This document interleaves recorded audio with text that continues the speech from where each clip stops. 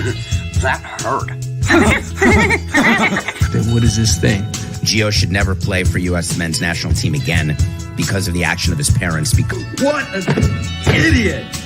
Oh! What type of Muppet does this? Muppets. Absolute Muppets. I'm not going to be the best person to give a whole explanation here, but that's... Booty! Sick! Booty! Fucking deal with it. What are we really doing? Yeah, I can agree with that. A zebra in between a tarantula and an elephant has been nothing more than a sham. Yeah, we didn't play well, but you know what? At the end of the day, we got the job done. It's going to be a good time for sure. Oh, sex with the first cousin would indeed be incest. And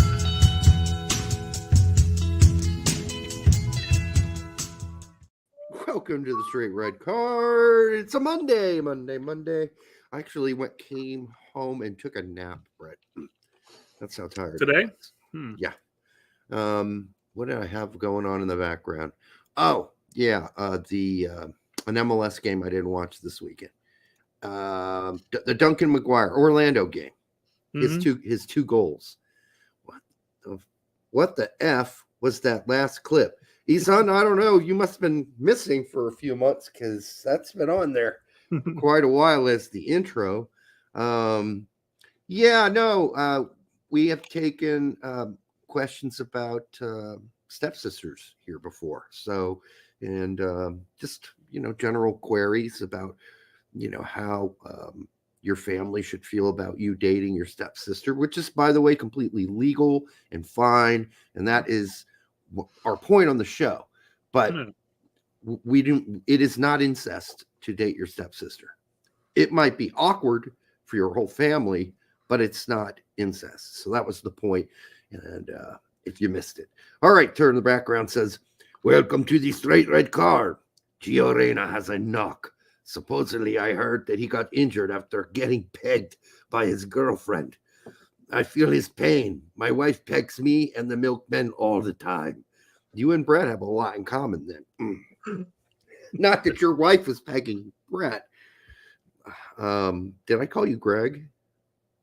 I might have called you. I don't know. You know what? It's funny because I worked at Navient for a year and a half of my life. A lot of fun. But that was one of the names that I got called. I'm like, hey, thanks for calling Navient. My name is Brett. How can I assist you? Hey, listen here, Greg. I'm like, I'll go with Greg. Sure, why not? Listen here, Gregory. Greg. By I got the the way, student loan I'm trying to pay off, and I can't pay it off. They got the loan through Navient, or Navient is a debt collector? Navient is one of what at the time at least was one of 4 collectors for the federal government, but they are most student loans are handled through the federal. They are handled through the federal government unless you get a private loan. Okay, they sound like greasy people already. No, it's not fun having to call any form of student loan handler, and guess what? The people on the other side of the line don't like answering the phone calls either. No, they don't. I can only imagine that they very rarely do as well. If they can avoid, I don't pick up numbers that I don't know. Of the 60 to 80 phone calls that I'd field in a workday, I knew at least 1 to 3 people would probably bitch me out. Probably. They'd be like, I don't have the money, motherfucker, so get off my ball sack. Monetization gone. Oh well. I'm currently unemployed. We've been getting dinged on our live streams anyways for limited. And oh, did you use an F word? You did just a second ago. Oh, see, that's what this nap is doing. This nap is killing me. All right, I'm gonna wake up. Let me drink some more. But by the way, Pete went to, and it's so funny because you can't imagine this, but he went to an Oscar party. An Oscar party. Okay, we'll come back to this, Jose, in just a second. We'll talk about this. And you couldn't threaten me enough to get me to watch the Oscars, especially now. I would watch it if who's the British guy? The British Ricky Gervais. If Ricky Gervais hosted it, I might watch it. But there are very few funny people left. He's one of them. Jimmy Kimmel, not funny. No. I didn't watch it either. I haven't watched one of those in ever. I've never really sat down and watched one of those, to tell you the truth. Obviously, while on Twitter, saw a bunch of clips and stuff pop up. Clicked on a couple of them. I loved Danny DeVito and Arnold Schwarzenegger making a comment at Michael Keaton as Batman. He goes, "There he is, right there." Oh, and Michael Keaton's sitting there, stern face, looking at both of them like. I'm surprised they let Michael Keaton back in Hollywood. Because remember, he disappeared for a while until Hawkman or whatever it was. You mean? Oh yeah. Birdman. Birdman. Yeah. That was a good movie. Also, so we got before bouncing off the Oscar party here real quick. Yeah. Was there more? The last clip that was worth going and seeing was when oh God, what the guy who played Ken? I can't think of his name right now. In the Barbie movie. Ryan Gosling. Yeah. He sang the Ken song. And that was fun. In the Kenny world. No. People were joking about whether or not if Margot would have came up singing Barbie. I'm a Barbie girl in a Barbie world. Yeah, can she sing? I don't know. I don't know either. But anyhow, got a bus. Sing, though. He nailed it. Yeah, he seems like a talented guy. So we got to bust Pete's balls for going to an Oscar party. And I know he's an actor, so he kind of has to do it. Yeah, it was all networking at that point. Well, no, he went to an Oscar party, not the Oscars.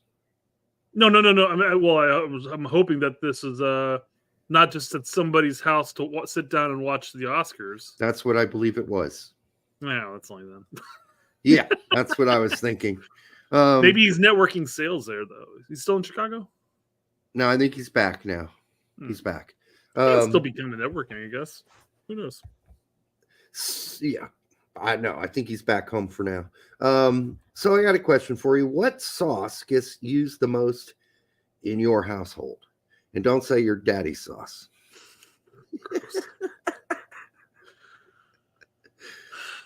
You got kids. It's gonna be ketchup and ranch, probably. Yeah, ketchup and ranch. I knew it.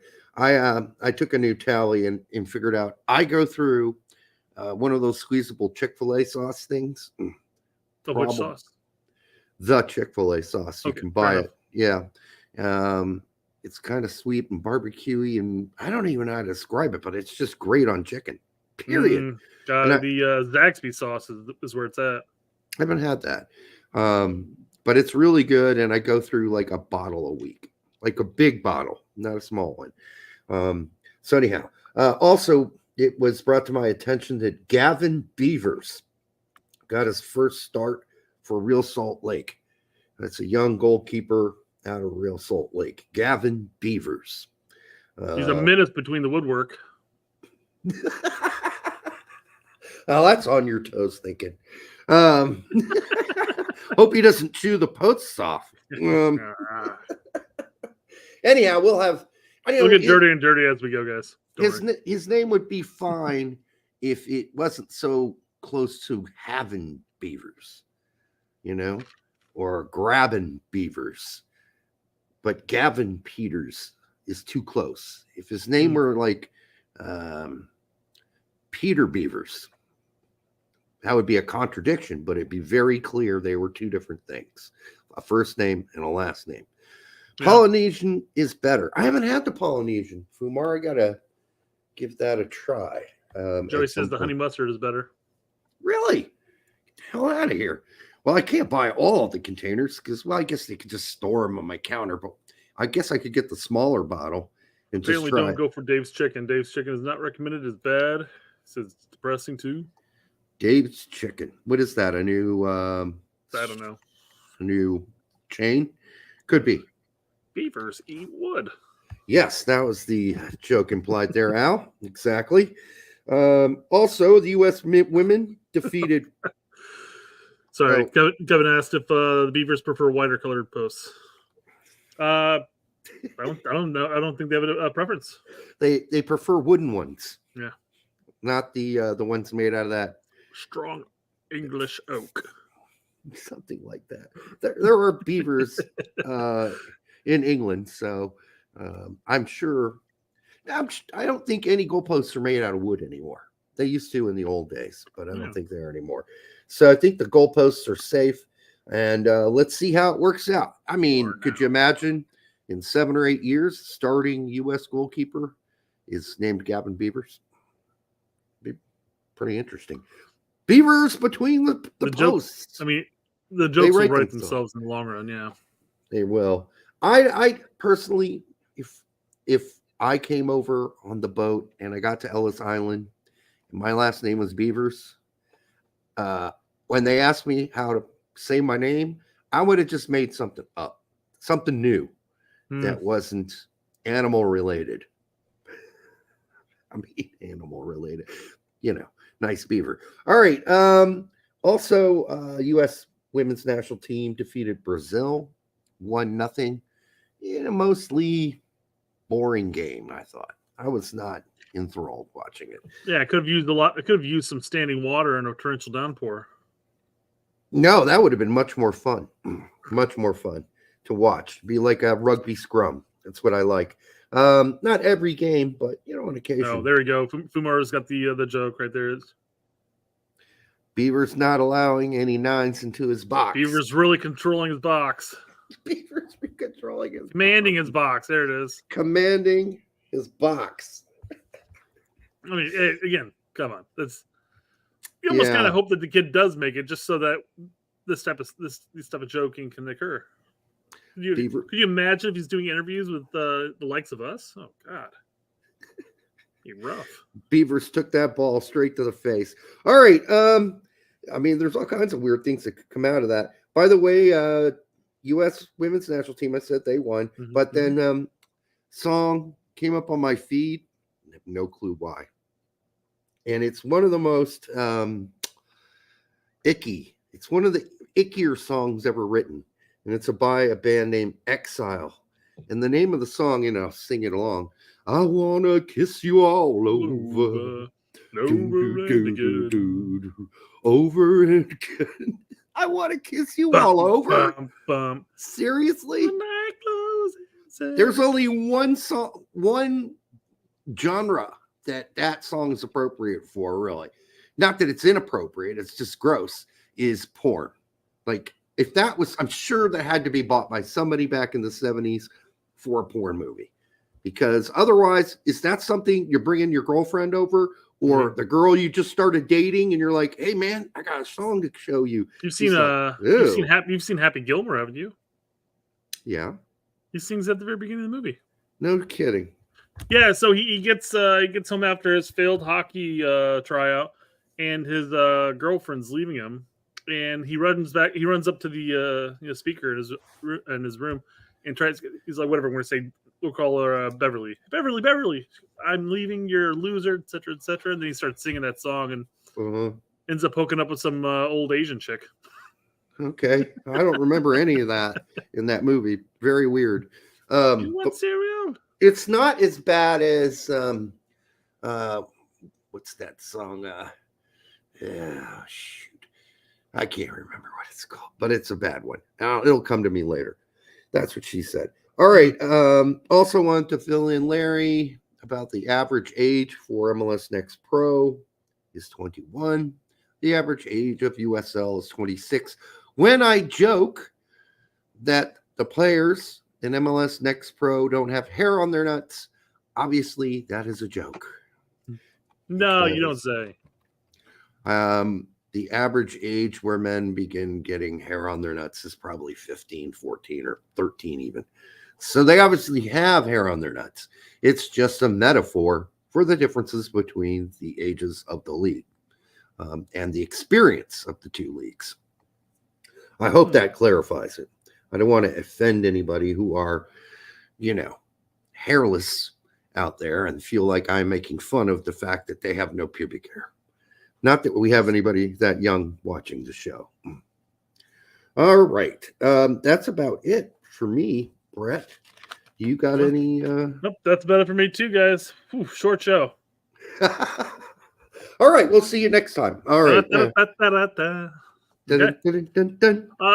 have the new Belgium kit. New Belgium kit. Yeah. National team Belgium kit. Yep. And if you're thinking of Belgium, You think of Belgium? What colors do you think? Well, I'm thinking of red, black, maybe a hint of yellow stripes. Yellow? Yep. Like the flag.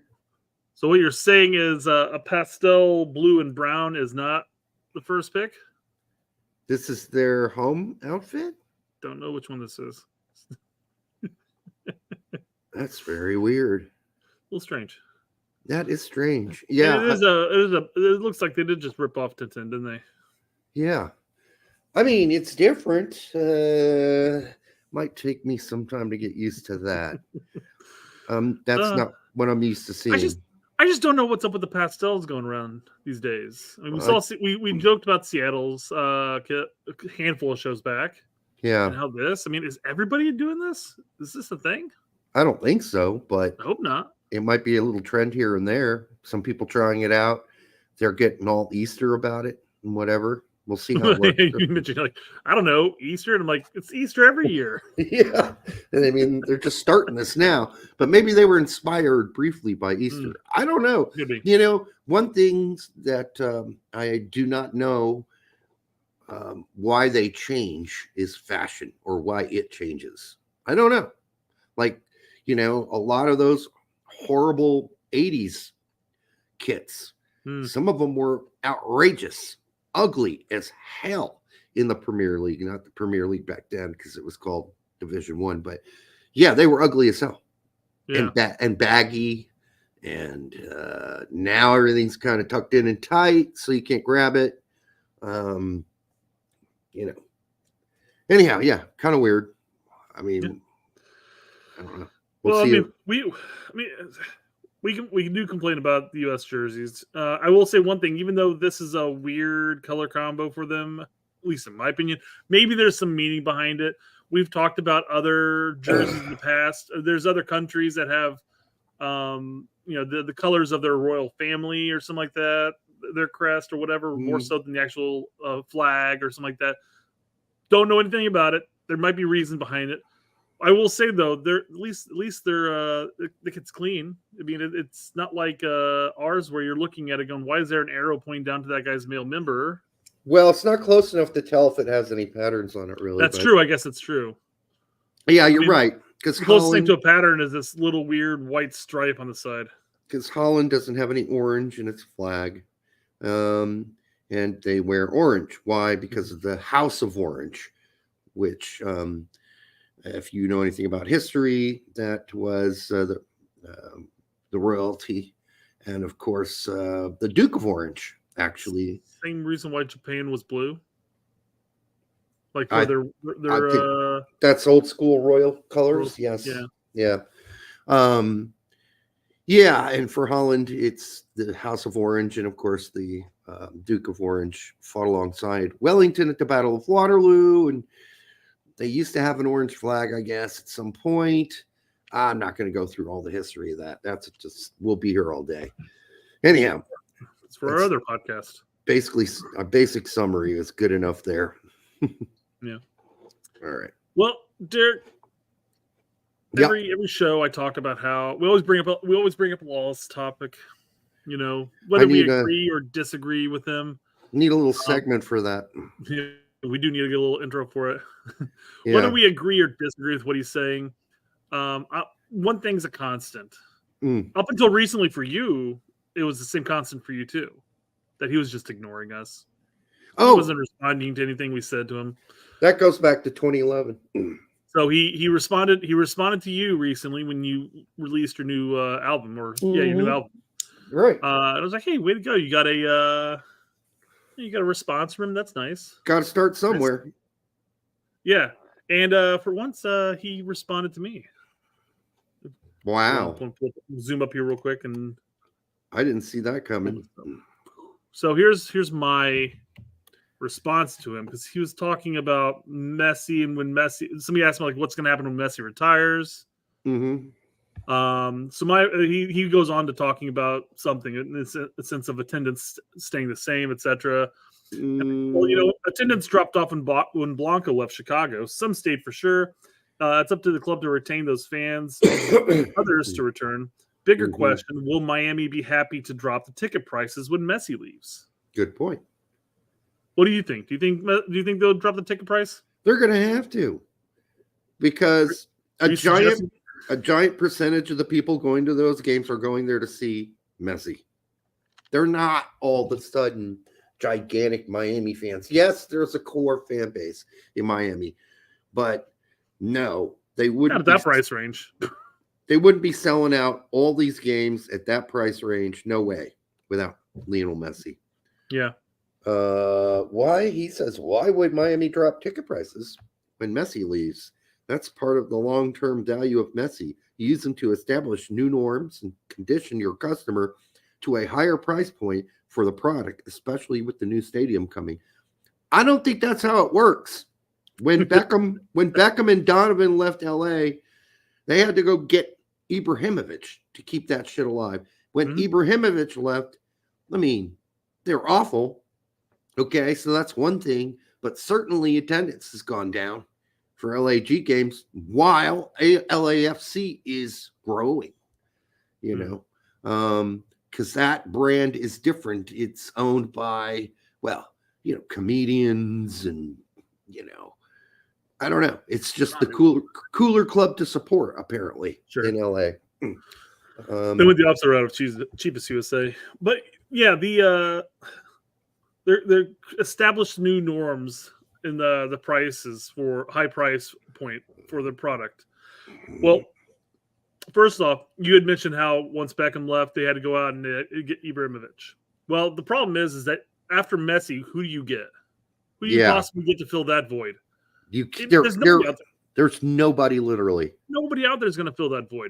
So what's going to happen if Miami's going to try retain those ticket prices, they're going to have to make sure that they're fielding a quality team. And even then, the attendance might drop. Yeah, because the only other reason the other Barcelona players are there is because Messi's there. Right? Otherwise, they wouldn't be there either. Yeah. So that's part of the draw. The other part of the draw is obviously Beckham owns the team, part owner. And, I'm sure he's got lots of connections. So I don't know. Well, you can't bring anybody equal to Messi because Ronaldo will be old by the time Messi retires, and he probably won't come either, or he'll be retiring soon.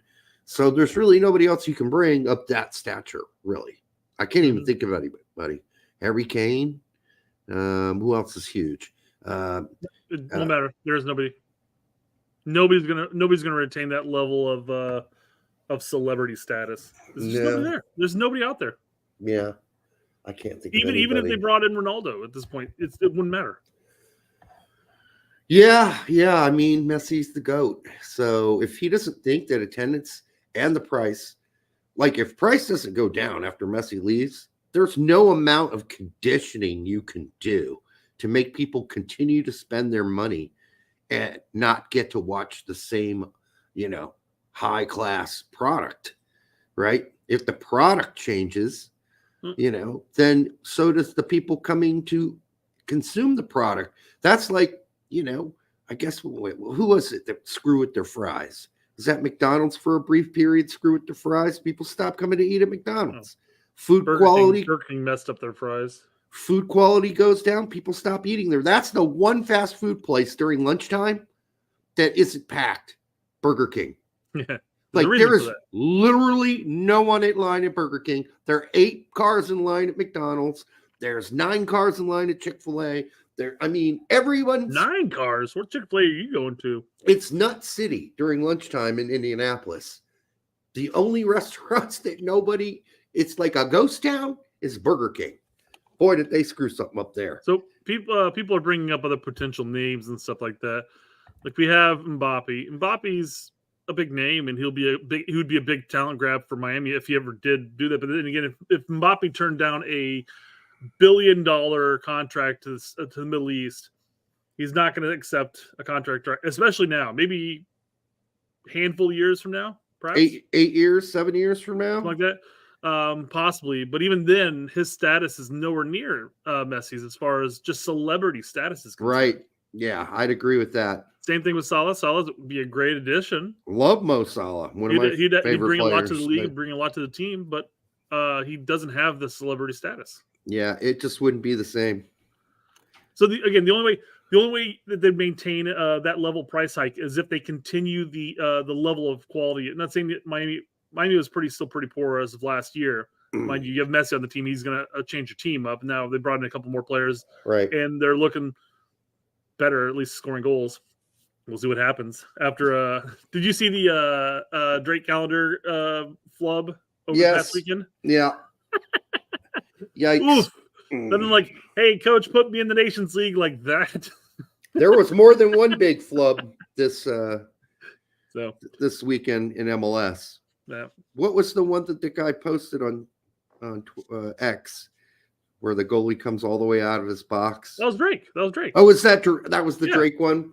Yeah, okay. The Montreal guy could have put the goal away like 3 or 4 times. He decided to run with it, and then he gets blocked out of bounds. Such an idiot. You kick it first time when you get to the ball. After you pass the keeper, you kick it first time.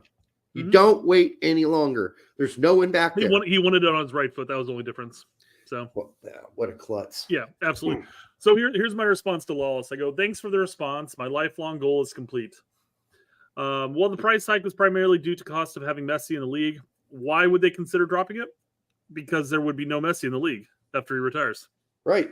Product changes. Overall standard of the product changes. You know, I said you have fans around the league that won't pay the price to see Messi in their home stadiums, though some will. This is current. When they came to Nashville, there were an abundance of posts on X talking of Nashville fans saying, "I'm not paying this price to go see Messi. It's not going to do it." Right. So Nashville's my team. Nashville's my team. You're not even this. Why are you punishing me to go watch my team? Because Messi showed up in the stadium, and that's basically how a lot of them felt. And I get that. Dude, like Chicago's I don't care. That shit. I don't care about Messi. I'm a Nashville fan. Yeah. You know, I want to beat Messi. I don't care about Messi. But I don't want to be outpriced for my seat. Right. To see Messi lose. You know, that type of thing. You know, it'll come down unless interest rates keep going up. There you go. Mm-hmm. So then it'll stay the same and everybody will be like, damn, that's expensive. Still. Yeah. And I said most of those who will pay who will pay the same price to see won't pay to see a non. Oh, there we go. I butchered that. And most of those who won't pay to see the same price for non-Messi team. The price hike is artificial, and it'll be seen when the Messi effect runs its course. Yeah, I mean I think that's common sense. You know, there won't be as high of a demand to go see Miami, Messi-less Miami. There just won't be as high a demand, and the ticket prices will have to come down. Yeah. Okay. I mean, that's how. The rest of the league obviously will sit there and go back to the normal prices when Miami comes into town. And the normal prices they charge for every other team that comes to town. I thought Lawless was a capitalist. He's supposed to know basic standard shit about how it works. He's pro-business in that sense, that, well, why would they lower the price? They're just going to make sure that the customers keep paying that price. Well, then as owners, you'd be thieves, you'd be idiots, you'd be selling a lesser product for the same high price. No, the only reason you're getting to do this right now is people are willing to open their pocketbook, spend more money than they ever would have thought to go to a Miami game. And there is no amount of conditioning them to come back to spend the same kind of money once Messi is gone. But now all of a sudden their dick's going to get hard because Duncan McGuire moved to Miami to fill in the center forward role later on, 5 years from now, after he gets back from wherever he goes in the championship eventually, maybe. Jose Reyes for $10. Thank you, brother. We love you. Cheers, everyone. Been loving these last couple of weeks for U.S. men's national team players. Probably the best streak I can remember. Anyhow, made it home in time for the show. Woohoo! All right. I took a nap. This has been a great couple weeks for our show, just talking about the players. So, yeah, I mean, it doesn't feed my cynical nature as much because it's been positive, right? And I'd rather be negative if I can be. There's plenty to be negative, though. Yeah, well, there's the Reyna situation that we'll get into later. I'm not eating crow yet, folks, but it's. I've got more U.S. Open Cup topics if you want to be negative about something. Oh, okay. Well, then, good. Okay, excellent. Frank Kassler for $4.99. Thank you, Frank. We love you too. When is the roster drop? When was that? Next Wednesday? Next Thursday? It's soon. I don't think it can't be next Wednesday or Thursday. The game's in 11 days. It's going to be this Wednesday or Thursday. This Thursday, then. Right. Okay. Usually these type of things pop up the day after one of our shows, and then this is what would happen: the roster would get released tomorrow. We just had this live stream today where we talk about stuff, and then we have Wednesday and then Thursday. People already talking about it. Right. Our Thursday show, we're talking about they've been talking about the last 48 hours. Right. Yeah, I mean, we'll see if we see any surprises there. I always find that interesting. But, Greg's been doing pretty good with roster selection lately. Mm-hmm. So I'm not expecting anything too stupid. Somebody had DeJuan Jones picked as desk. I saw that. Replacement. Yeah. Well, DeJuan Jones has never played right back for us. Yes, he has. He has? No, he hasn't. He's played left. He plays left back for the Revs. That's fine. He's played left back for us one window during the Gold Cup, and then he played right back for us both windows he was called in under Greg. Was that Gold Cup? I mean, the Gold Cup he played out left back, but then on the windows he played against Oman and Uzbekistan on the right, and another window. He was called into two different windows. Never noticed. Well, he came in late in the game, last 10 minutes, so no time to really shine. I don't think that's necessary, but it would. It's not going to happen. It's not going to happen. Would be a stick in the eye to Scally. It's going to be either Lund gets replaced, which that's not going to happen because Greg likes the fact that he has a second left-footed left back option now. Right. Scally's not going to get replaced by Jones. Only option there would be bringing a third right back option or a fifth back option altogether. But then you're removing somebody from the 23. We're already looking at struggling to who are we going to remove from this roster because we're taking 3 goalkeepers. Well, that's requirement. Yeah, I know. I'm just saying. Yeah, you're left with basically 10 field player options, and that's more or less just one per person. And we get one less replacement. So yeah, I don't know what the obsession is with having 3 goalies on a roster.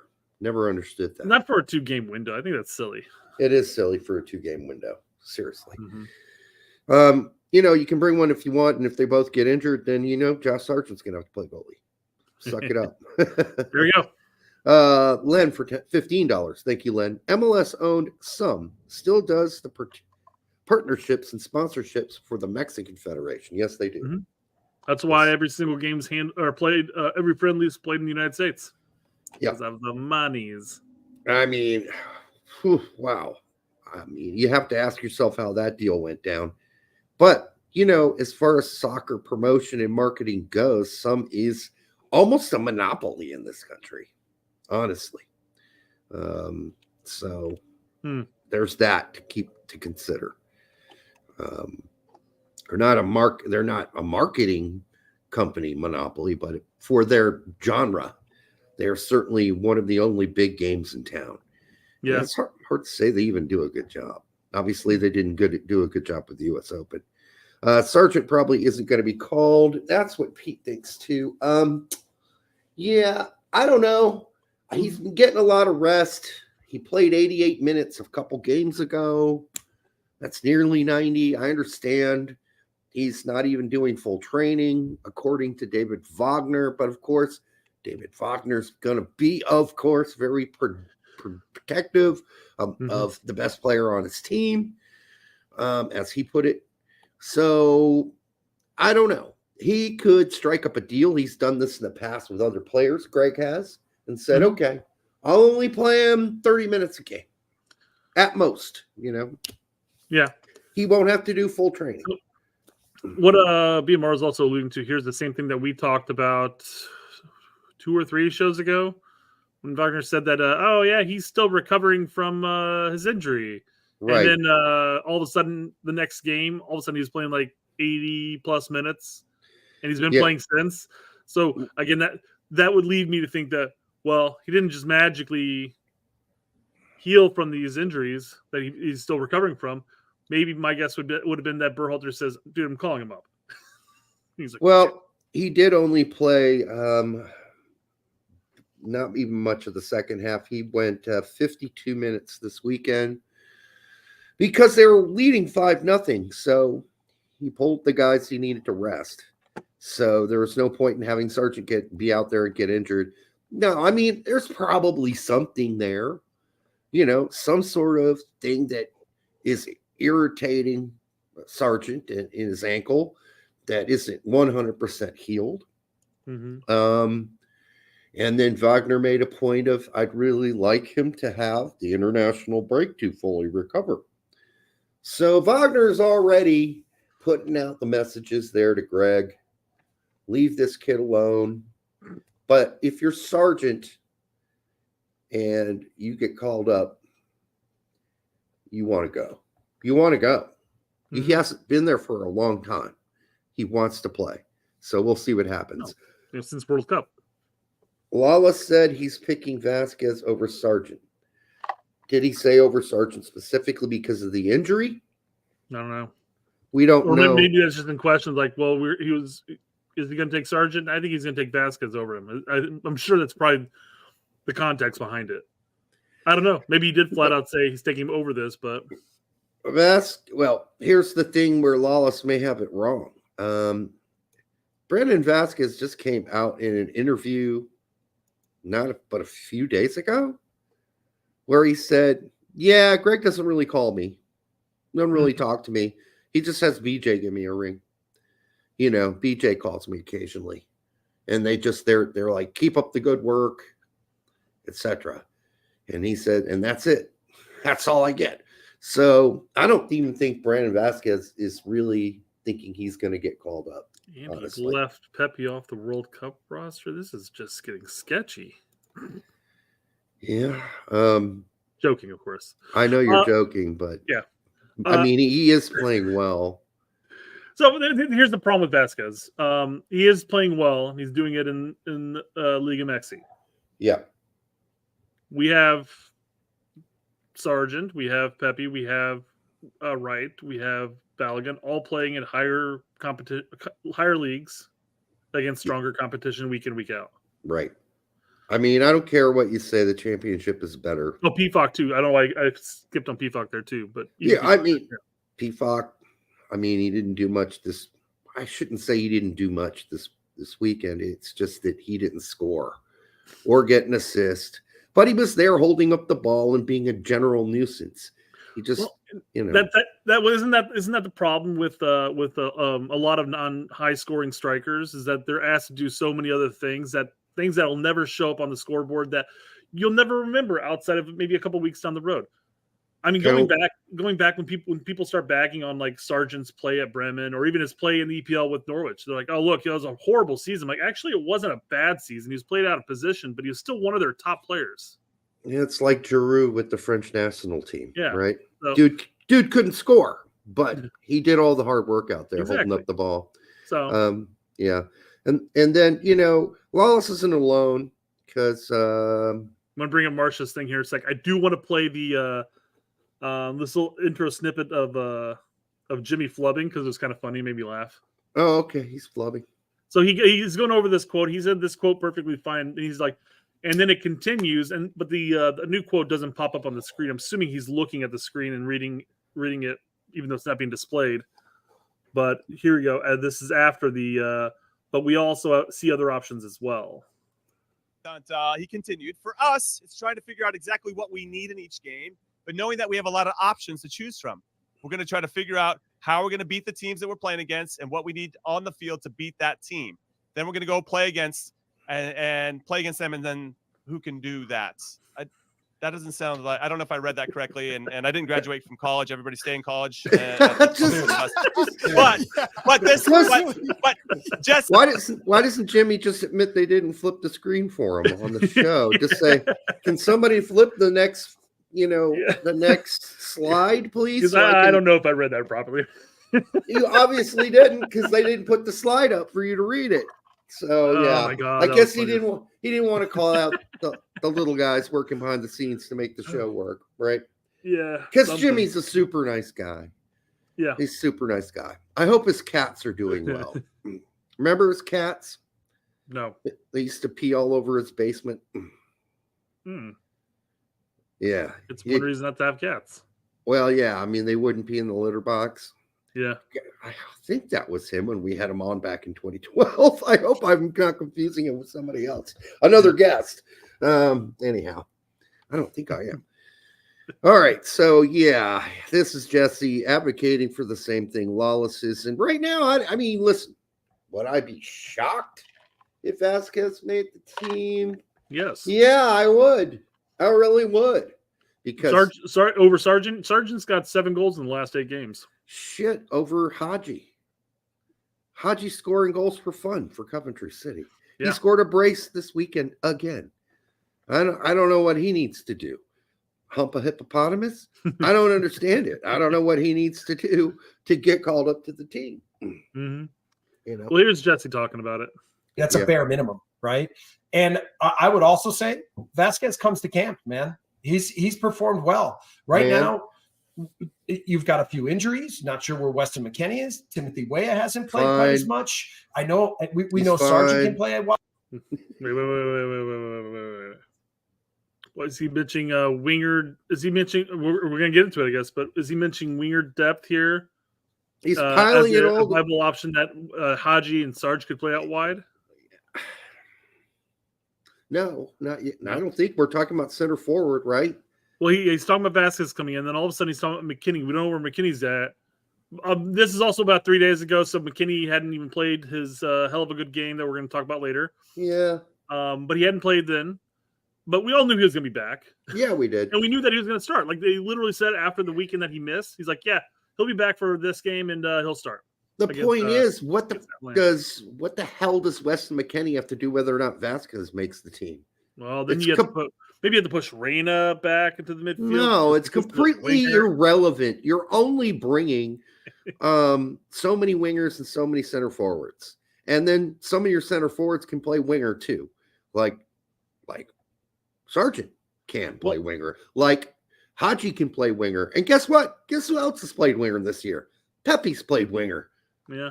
He started the only one of the games he started. He played at left wing. Oh, that's a great point. BMR says, remember, Sargent's an 8. Right. Sure the good old days. The good old days. The good old days with Berlin. Let's finish this thought process. Maybe we can glean some information of what he's talking about.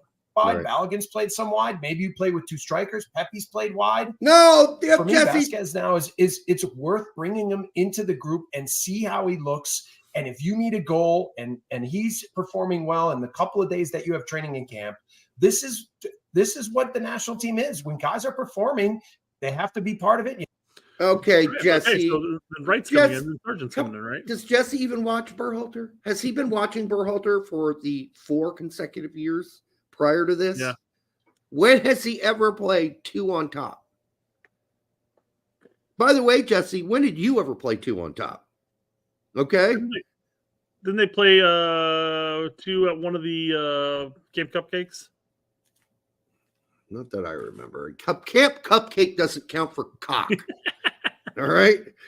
So this is not happening. We are not playing 2 on top. That would be unheard of practically. I mean, it is unheard of for the most part with Greg. That's not his stuff. He does 4-2-3-1s. He does 4-3-3s. 2 on top, maybe. Last 5 minutes of game, you throw in an extra striker to get a header in on a set piece. But not as a formal way of setting up for a game. So they're suggesting that Leeds played a 4-4-2. Okay. If I recall correctly, who were the 2 strikers? I believe predominantly during Leeds' time when Jesse was there, especially, they played a 4-2-3-1 because they had Roca and they had Adams. Correct. As a pivot. Right. They played either Aronson or Harrison in the middle.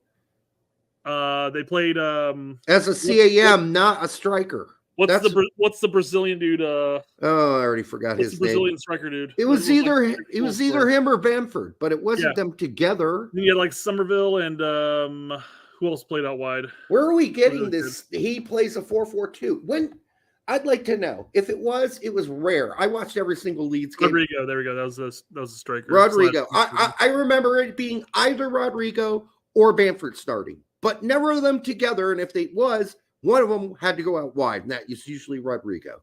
But yeah, they played a center attacking midfielder, one center forward for predominantly the whole season. I don't care about outliers. And maybe Jesse plays a 4-4-2 or a 4-2-2-2 cock and ball setup, but not Berhalter. Jesse's not the coach, so it doesn't really matter what Jesse says. But Jesse knows better than can give us a Disneyland idea that Greg maybe he'll play two up top. No, he's not. There is no maybe to this discussion, Jesse. No maybe. It ain't happening. That's all I'm saying, Brett. Yeah, I mean, again, he started lumping in players who could play out wide. And yes. it just seemed like he was stretching to try to get Vazquez in there. Well, Ballo could play out wide, and Sargent and Haji play out wide from time to time, and McKennie's not going to be there. Well, McKennie, Yeah, I mean, how big do you want to make this asshole? How many dildos are you trying to get in there, or how big is it? But like, he's stretching it out for something that's never going to happen, basically. And it's not even making any sense. It doesn't make any sense. Did you see the lineup people were posting on Twitter over the weekend of the U.S. Nations League roster of all strikers? Oh, that would be fun. And then two center backs, because the center backs were like legit center backs. But somebody actually managed to get an entire 11 of all strikers, including Pulisic in goal. Pulisic in goals, bad idea. So you mean wingers or forwards? Forwards generally. Yeah. So the problem here with what Jesse is saying is you're right. He's limping. Well, limping. He's a limp dick. No, he's lumping wingers and center forwards together when he damn well knows we only play one on top. Yeah. That's it. Yeah. I mean, we don't know Weah's condition, so we're gonna have Pulisic and then probably like I don't know, like a Haji starting out wide because he can play. Then you have all these other people. Balkan can always fill in the roles, and then this person can do that, so we can get Vazquez in there. I don't know. It's not right. He's making it sound like it's a crapshoot. Like this is not a crapshoot. Like Greg is extremely predictable at this point of who he likes and who he favors and who he's going to pick. Well, and you also have to remember this is the Nations League finals. This is not just some random friendly. Now, the friendlies leading up into Copa, if you want to bring in Vazquez to give him a look, maybe if you're really gauging that at that point, whatever. When we're playing like Colombia and Brazil or whatever it was, but it's not going to happen in Nations League, and he's not going to make the random switch in Copa either. Right, and since we know he loves Balogun's definitely coming, and that Pepe's probably definitely coming. Now, that's usually all he brings us to. The only reason we kept adding Sargent on is he can play winger and fill out wide. And guess what? So can Haji Wright. Our depth better out wide, yeah. But, of course, he probably won't take Haji regardless of how hot he is because Aronson needs to be on the team. Mm-hmm. The wrong Aronson, apparently. But, seriously. Mm-hmm. But, so Brendan's going to make the team hell or high water. That's why somebody's going to have to be left off here. But he's like putting this basket together of he's got pears, apples, bananas, and then he's got like a big raw steak in the fucking basket too. It doesn't make any sense. It's like those things don't go together. And by the way, that steak could make all your fruit nasty, ruin all your fruit.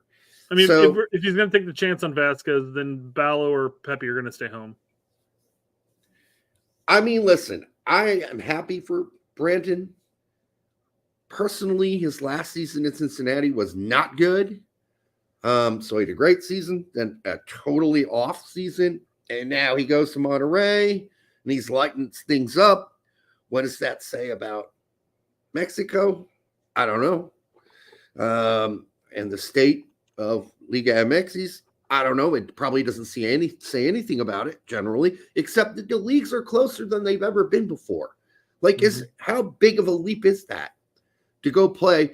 Now, the average height in Mexico is lower in the Mexican league than it is in the MLS. So maybe it's just easier to head balls in Monterrey. I don't know. I don't know what's going on there. I don't know why it's been so easy for him there. And I think he played today or late Sunday. I don't know. I haven't looked. Scorpion Larry for $2. Scorpion Larry. 2024 is Chandler's revenge. Oh, God.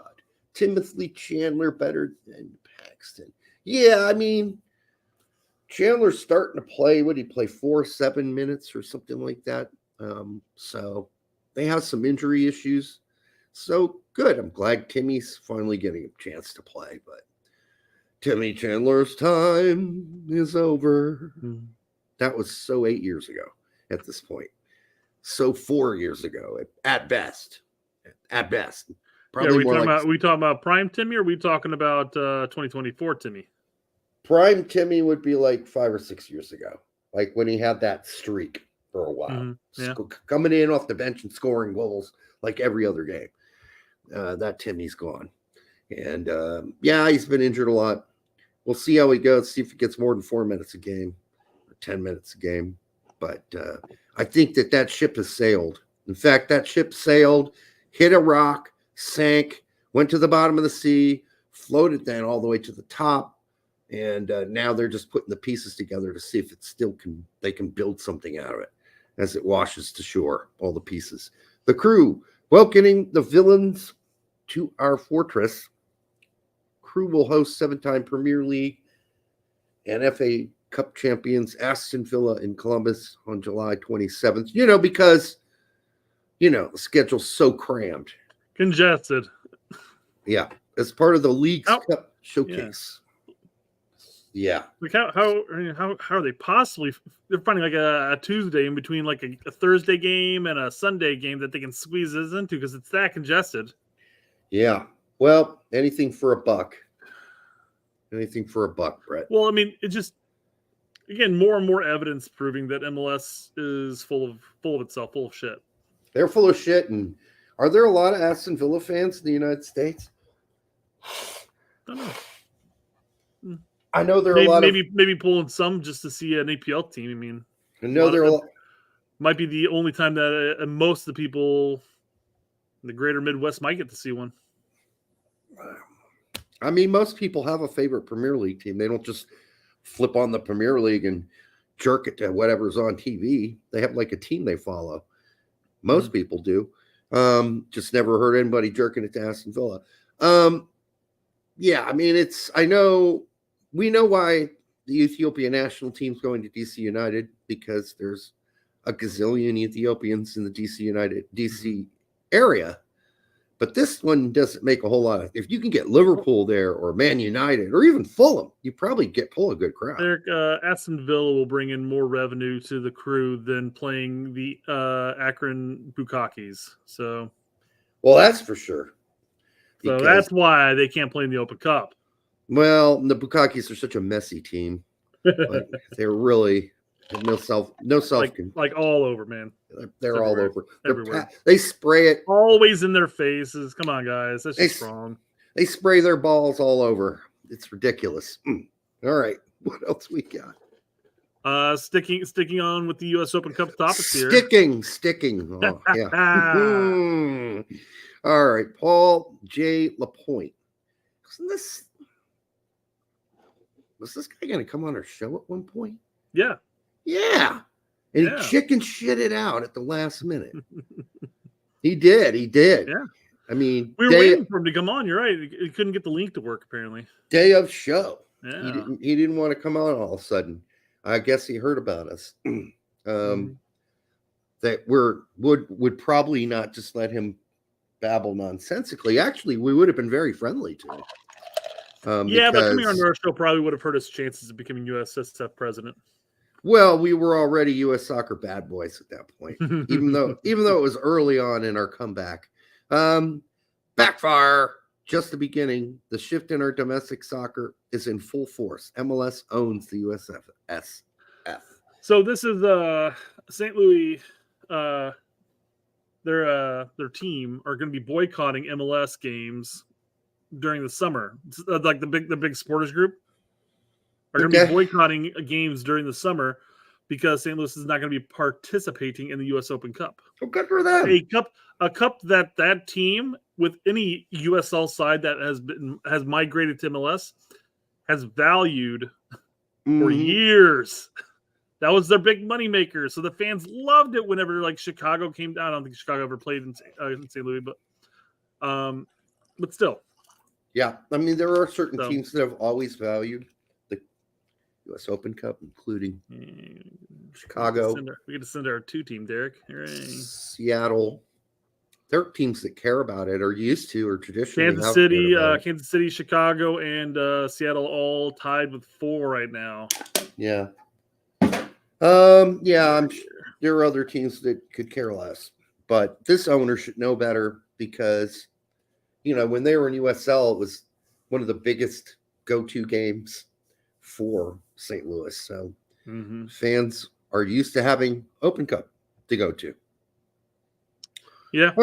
So I'm fully suspecting that there'll be some kickback from the fans this year. Hopefully MLS hears it, works with USSF and USL and all the other lower leagues as far as establishing something that's going to make sense for everyone and that everyone can agree to. Although they shouldn't have to. USSF should just be able to say, no, you're playing in it. This is what you're going to do. But by 2025 season, hopefully they have everything ironed out. No, it'll be a massive compromise, whatever it is.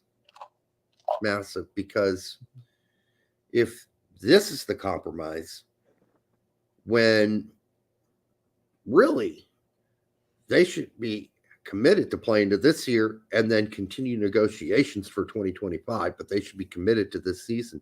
If you think this is non-committal, I can't imagine it's going to get much better going forward. Yeah.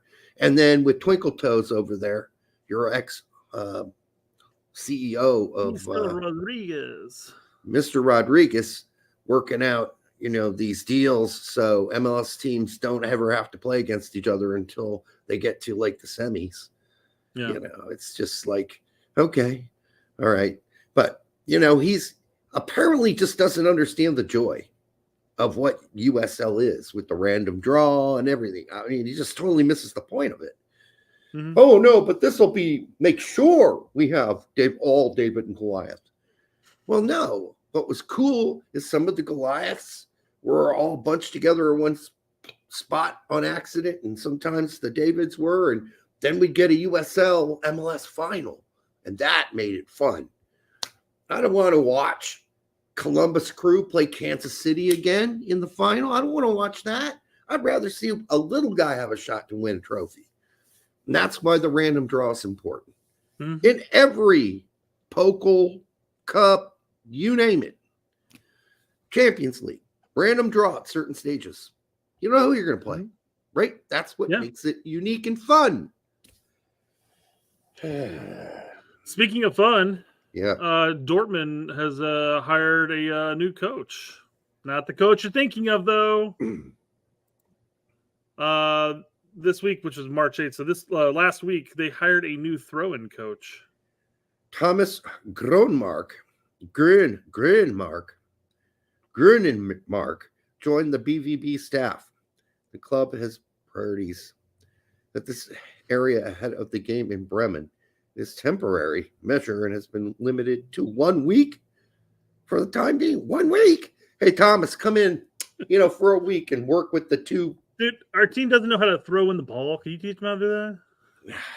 It's crazy. So I have actually gotten a leak.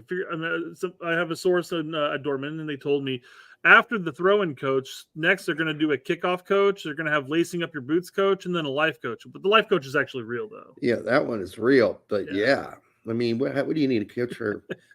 I mean, listen, some teams do have throw-in coach, but it's not rocket science. More coaches have been released. Upcoming. Dortmund's doing a complete upheaval as far as their coaching staff. You have goal celebration, time wasting, fan liaison, laundry detergent coach. There's a sack Terzic coach. Ball header. Ironic. It's a ball header coach. Waste or heading coach. And then a waste management coach. That's a shitty job. Yeah, it is. But somebody's got to do it. I'm sorry. I know it's even the joke. The joke of this is actually that the fact that it's only a limited time, 1 week thing. But yeah. Really? How throw-in coach? How there's somebody who's specialized in that? Really? No, there are. They have them in the Premier League too. Fuck off. So they seriously do. Not all the teams have them, but some do. I would just say that there must be very little going on at Dortmund if this is the big news they're going to post in their blog. I mean, tiddlywinks must be having absolutely zero. Even if they need practice on the throw-ins, what's 1 week going to do for them? Remember, guys, ball completely over the head, both feet on the ground, and then you release the ball. I'm sure it goes beyond that. I'm sure it goes to like having set up plays for throw-ins, the long throw. You know, I mean, no one else on Juventus can throw it long except for McKennie, right? Yeah. Like he's the only guy can reach the center of the box from a side throw-in. So maybe you got to teach some other weaklings how to do that. Because let's face it, a lot of soccer players some of them look really uncoordinated throwing a throw-in. It's amazing how uncoordinated they look. Because that is their ability to cross the ball. They grew up with using their feet for everything. So now you're asking them to throw in the ball? They're just not very good at that. Thank you. That's what I was going to say. I didn't want to interrupt, though. The long throw is not something you can just flat out teach. It is a form. It is an art to that ability of being able to throw it. It's not about strength. It's not about strength. Exactly. Yeah. It is totally about form. That's nothing to do. You might be able to increase some distance, but like the distance that McKennie gets, I mean, that's just something he just figured out he could do out of nowhere. It's not something he was practicing. Like, I'm going to try to get to 10 yards. I'm going to try to do 20 yards now, 30 yards. Yeah, some of the biggest people on our team could throw like a throw in like 15 yards best. And then skinny old me, I could throw it way longer than them. I had way better form. So yes, you can teach that. Absolutely. I think you can improve it. I don't think it's going to be what we see from throwing specials like that now. Wait, you're saying that you can't teach someone to throw it a lot further than they throw it because their form sucks? Yes, you can. It's you just said it's about form. It's about, understanding how to get leverage behind the ball and where the release point is. So yeah, Derek, I could take some professional dancing classes. I won't be a ballerina anytime soon. Nobody would want that anyhow. Number one. I'm just saying there are people who are built naturally for that specific skill set. You can improve how far you can throw the ball, but doing what McKennie does is not something that everybody, because otherwise everybody would do it. No, I agree. But if everybody could do it, they would do it. People can be taught to get better at throwing the ball in. Yes, there's no doubt. I don't disagree with that at all. And throwing it longer. Yes, you can teach that. You're not going to get them to teach. You're not going to teach them, how to do it 30 yards longer or 20 yards longer, but you can certainly add an extra 10 yards on. Sure. I mean, that's for sure. Yeah. Yeah. Well, that's. I don't know. I didn't know we were specifically talking about McKennie here. I thought we were just like talking about. I thought you brought McKennie's name up into the equation earlier in there. Talking about the long throwers. Yes, he's one of the long throwers, but I didn't know that that's what. That's why we were talking about. That's why I continued to bring him up. Is because you brought him up. I mean, you can teach it. Like you dropping the F-bomb in the first 10 seconds, not realizing you dropped an F-bomb. Okay, whatever. I still think it's crazy. It'd be crazy, but then again, we always talk about the lack of most of, like, especially our backs, the U.S. men's national team backs, their inability to cross the ball properly is fascinating. But maybe the same concept is throwing it. Maybe people take throw-ins for granted and they don't really focus a lot of time and development on that. They don't. No. It's usually look at 99% of throw-ins are like, here to the guy 5 yards away, you have it. And it's backwards. It goes backwards, not forwards. Jedi's crossing's gotten a lot better this season, obviously. A lot more assists this season when he had 0 last season. So it's getting better for Fulham. We'll see how much better it gets for the United States. Wait and see. Let's see. But they kind of don't play they do play the same role. Or he does play the same role with the United States as Fulham, but I don't know. We don't get as many guys in the box as Fulham do. We just don't. No, because our 9 is currently back in our half the field. We don't crash the box, is what I'm saying, like they do at Fulham. Exactly. Yeah. All right, we're gonna move on to one of your favorite segments of the show, Derek. And since I don't think you have this song memorized as of yet, I'm just gonna go ahead and play it. Mm-hmm. Transfer news, transfer news. Who's getting mounted on transfer news? Who's getting over on transfer news? Transfer news. Everyone loves that transfer news, but me. Whatever.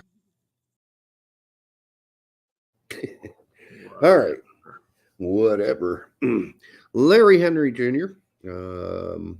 Great news for what do you want me to read SBI first? Juventus reportedly working to extend McKennie's contract by 2 to 3 years. U.S. men's national team. And then Larry says, great news for McKennie at Juventus, reportedly aiming to extend his contract 27 or 28. They better. Like I said, it didn't matter which one you read because it was the exact same thing. Best midfielder on the team, most consistent midfielder that they've got. Yeah. They would have got lit up by Atlanta this past weekend if it wasn't for him. Atalanta. Yeah, they would have. I mean, McKennie once again was the difference maker in that game. How many times? And by the way, he could have 3 assists because there was a perfect chip pass that was like a hair off sides, even though it wasn't finished. Should have been finished. Mm-hmm. But even if it had been finished, it would have been like a hair off sides. But what a beauty of a pass that was. And there were a couple times that I thought maybe he should have spun and shot it himself. And he was gracious and unselfish and laid it off to somebody when I thought he had his back to goal. Just turn around. There's no one in front of you. Take a shot. I just want him to be a little more selfish. That's all I'm asking for. Sure. Go score a goal. Extending a player isn't a transfer. No, we know that, Jackie D. It gets all lumped in together. It gets everything goes into this category. Everything. Any from a contract news, basically. Right. It's all just in the transfer news. Or do you want us to sing non-transfer news? Non-transfer news. Everybody loves non-transfer news. We'd have transfer news and sticking with the same team news. Yeah. All right. Unfortunately, you just have to kind of lump it all together. It's like maybe we could be like, some contract tomfoolery news. I don't know. Who is staying, not transferring news? I mean, it's all the same bucket. Signing up for another couple years. Years. Who's signing where? Basically, that sums it up. But we do know it. We do know that, Jackie. We're idiots, but we're not. Unfounded rumors. Well, it's not that time of year yet. We're not quite to that point. That's give us another month and they'll start chiming in soon. Yeah, we need more time on that. We need more rumors to build up. Is that all? Sticking with West, and let's talk. I guess we briefly talked about his game. He definitely had a great game this weekend. There's definitely he was definitely favoring his shoulder still, especially towards the end of the match. Like he wasn't moving his one arm a lot, unless he was doing it like a dead run, then he would whatever. But half the time he'd be walking around the pitch like he'd have his one arm still down. So I wonder if that's still kind of recovering, but it didn't phase his game at all. No, he probably was in a jacket. That would be my guess. Underneath one of those I gotcha. Shoulder jackets underneath that keep it like kind of almost tucked into your body, and like so that he might have been wearing one of those. I've seen people have to wear those mostly for football, like American football. They even after the game they would wear it to school because they had dislocated shoulder and it just kind of kept everything in there. So I would assume he's wearing a jacket underneath his jersey. because he was one of the only few players wearing long sleeves too. I don't know if you noticed that. You know, who knows? Yeah. So I mean, he had a good performance. Obviously, he had his 2 assists. You know, nice little 1-2 play with Chiesa, and then laying off to Cambiaso. I'm always going to butcher this name. Cambiaso. Yeah, I thought you're right the I first don't know. time. I'm going to get corrected again one of these days. And then obviously his layoff to Milik. Yep. With his chest to the box. This nice, calm, controlled. Nice. Oh yeah, yeah. Anybody who's acting like that's on accident, that's purely on purpose. Why would you accidentally chest it that way? I mean, if anything, you try to go the other way. Imagine. It just bounced off him. He had no idea. It's like an Aronson moment. No, it wasn't. Anyhow, I think it was a great game, but the thing that concerns me, and it's going to continue to concern me, is Weah. Yeah. Just a whole lot of scampering around, just not getting anything done. No, I don't know if that position's really working for him, quite frankly. Wingback? I don't know if he knows what to do to be most effective from that position, even though that should, in theory, be a relatively close to what kind of a more defensive role what he plays with the U.S. men's national team. But I mean, that's basically, you're supposed to just jet up that line and then aim for those crosses across or cut into the box a little bit. But he should ask McKennie, because when McKennie played that position earlier this season, he did it better than Weah did. Yeah, I don't know. I don't know if if that's just going too defensive. I mean, remember the guy started his career off as a striker, as an actual 9. Well, I'm sure. Then he got pushed out wide, which he can do. He does it for us just fine. He does it for us just fine. And I know it's a little bit different. You have a lot more defensive responsibility as a wingback than you do as a winger. But something just doesn't look right when he's out there. Well, he's just not. I don't know. He doesn't even look like he's part of the team. It's the understanding of where he needs to be from that position. Because again, with the United States national team, he knows what he's got to do. He's going to hug that right-hand side. He's going to play off of McKennie and Dest most of the time. And then if he gets the opportunity to cut down to the inline and lay a nice low cross, he'll do that, or he'll rip a shot outside the box. It's not rocket science with the U.S. men's national team for his position. At Juve, he's got a lot more to think about as far as where to interact with the defense and work as a cohesive unit. McKinney's been there for, 3-4 years now. But it's not just that maybe he doesn't know where to be, because even when he has the ball, I mean, he gave some away. He doesn't look comfortable. Yeah, to me. No, I agree with that. There are a number of times where they opted not to pass him the ball. Yeah, and they bypass him a lot. But that could also play into his play mind tricks with him. So when he does get the ball, he's overthinking things. Yes, instead of just playing as nature would progress. I agree with that. Like, if no one's passing you the ball and you finally do get it, then you're like, oh goody. Yeah. What am I going to do with it? Yeah, I got to do something important now. But yeah, it's not like McKennie, who's like a magnet for the ball. Like, everybody will kick it to McKennie. Mm-hmm. He's open, he's getting the ball. But Weah, nobody seems to want to pass him the ball. So it's frustrating to watch. What's nice about McKennie's in that sense is that they do play in the ball, and he's already thinking, 1-2 touches ahead, because there'll be he'll turn, there'll be a guy right next to him, and he'll just flick it over because he knows where the guy's going to be coming down the pitch this way. It's coming solidly for him there. He's always a step ahead, whereas Weah, it's kind of like, oh goody, I got it. Now what? And it shouldn't be like that. But what a cool ball. I mean, if you're waiting all game and you hardly touch the ball, after a while you do drift away. Mm-hmm. Your mind goes elsewhere. And you're not thinking about, oh, somebody's going to pass me a ball, so I better be ready to think about what I'm going to do with it. At some point, you just go, God, I really want the ball. And that becomes your obsession. And then once you get it, you're not really thinking a step ahead. Yeah. Well, and the big problem is how Allegri plays. It just doesn't while the wingback, if he didn't think about it so much, he could be very proficient at the wingback role. He hasn't really been. Hasn't really been panning out so much. And Allegri plays with 2 up top for the most part. and you have your backs to push up and basically play the winger role in that sense. But something is just not clicking there. No, it's not. No. And some people are saying it's just this isn't his level; it's too high. But I mean, Serie A shouldn't be above his level. I mean, we've seen him do the stuff for the United States national team at a high level. We saw him in the World Cup. I mean, he doesn't have a problem there, and maybe that's just because he's comfortable in his role there. I mean, he grew up with a lot of the players and stuff like that. He's comfortable. He's got chemistry with a lot of them. I just think that plays a big factor. I mean, there are a lot of crummy teams in Serie A at the bottom of the table that they play, and even when he plays against the crummy ones at the bottom, he don't look comfortable. So, well, in fairness, Juve doesn't necessarily look comfortable against some of the bottom teams too at times. Yeah. I mean, he had that one bomb goal was a cup game. That was great. And I thought, okay, he's going to loosen up now. He got a goal. He's going to loosen up. Nope. Mm-hmm. Hasn't happened so far. Yeah.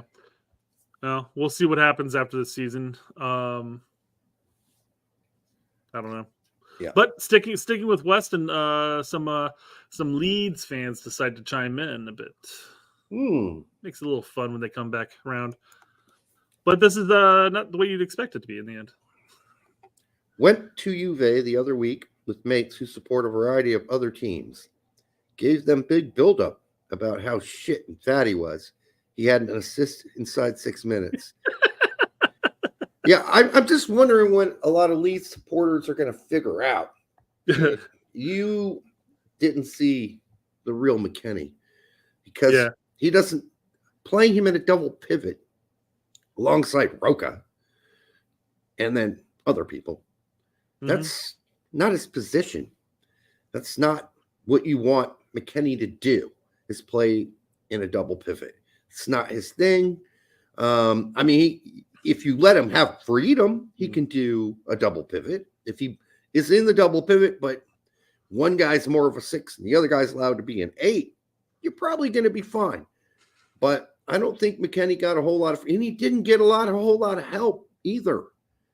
That team was falling apart. How many managers did he have to go through? Was he a bit over? 3, I think. Yeah. Was he a bit overweight? Probably there. Yes. Has he gotten to a lot better shape Blame since? the British cuisine on that one.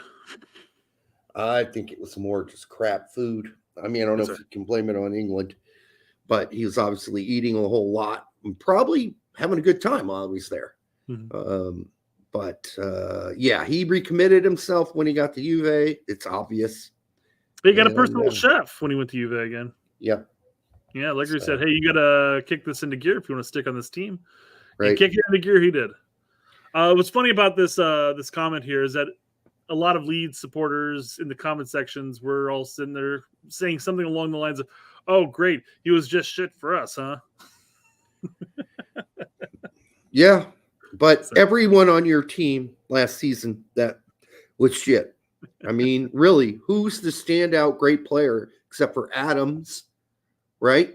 Yeah, they were calling Jack Bamford. Melier. People wanted his head chopped off after last season. Yeah, there were a couple blunders there, definitely. They hated the German center back. Who? Koch? Yeah, who now plays for Frankfurt.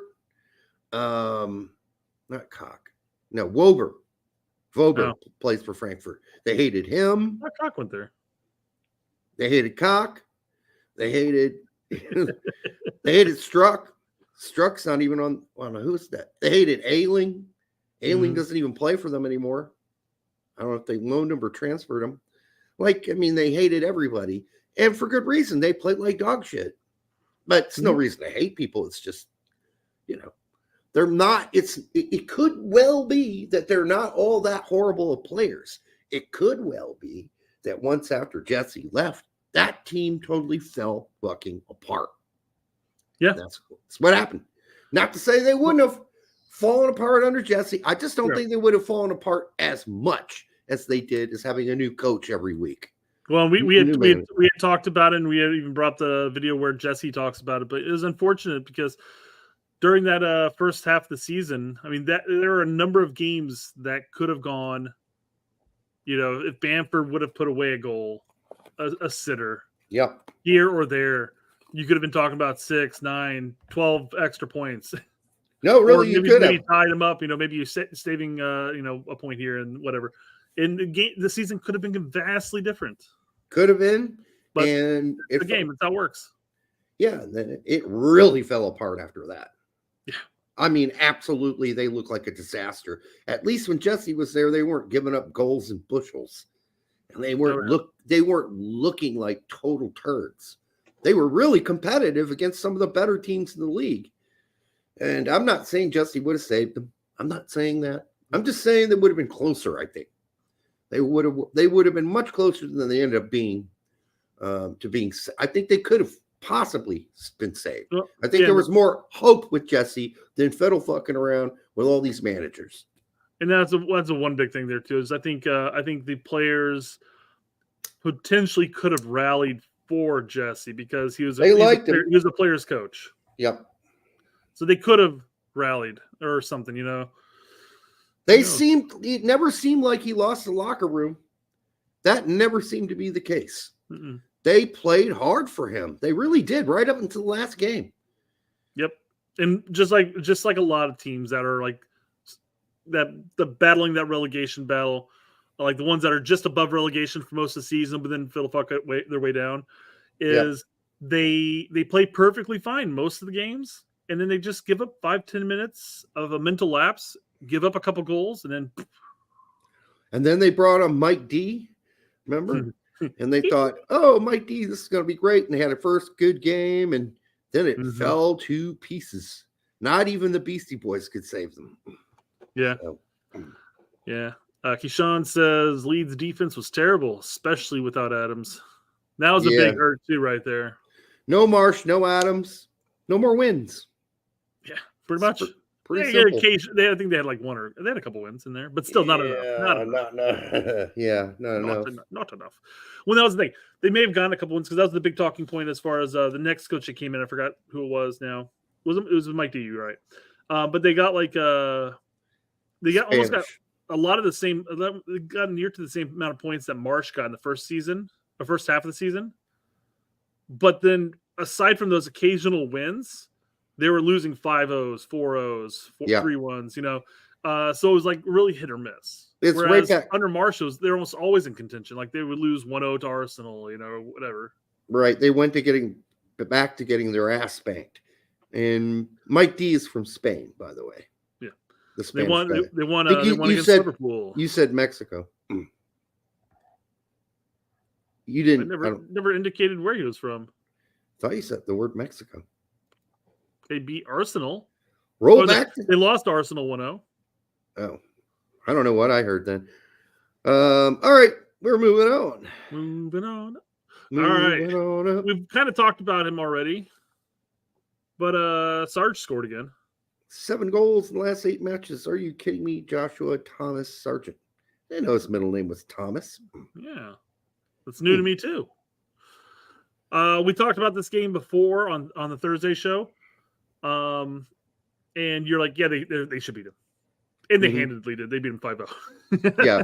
Rotherham are horrible. Yeah. They are a bad team.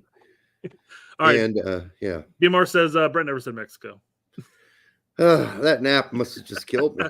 It really messed you up, yeah. I'm hearing things. I can't think straight. Make me another drink. All right. I need another drink. Com finished with his left foot. Yeah, it's a nice goal. I was actually hoping he'd score more. I was getting greedy. Yeah. But yeah. And then they once again, another game I can't watch on the flipping internet. Yeah, I know. It boggles my mind. I can't imagine that having the championship, all the championship games on ESPN would hurt their revenue of any form. No, I think they would be all right. I think they can handle that. I think it could even pull more viewers to those teams, which might make them more money in the long run, jersey sales, etc. If you have an American on a team, You know, you might find that you have more Norwich fans in the end, or you might have more West Brom if DK ever played. Yeah. The only other thing I'd say is watching the highlights, it looks like Sargent could have had another one there too. He had that header saved. Maybe there was one more I missed. I don't know. But it looked like he could have had a couple goals. Yeah. Now I'm just getting greedy, though. I'm just happy that he's back. He's scoring. He's becoming the player we thought he should be, that we always thought he could be. And we got frustrated with him, or I especially did. And now he plays like he's got a pair, and I like it. Mm-hmm. And take a look at this next thing. Teammates love him, by the way. So I think on Thursday's show we talked about Pulisic ultimately stealing Leao's goal. No, yeah. For the victory. Yeah, didn't we play the part where Nigel Coker? No, we never did play that. I have got it pulled up here though. What a whiny bitch! So he knows he would have tapped it in too. There was a guy standing in the middle of the goal with his head sticking out. And if he didn't put that in and that guy headed it out and he could have touched it, yeah, Pulisic's going to look like a total idiot. But it's the way Pulisic handled that in the interview that looked really uncomfortable. And that's on Pulisic. He needs to get better at that.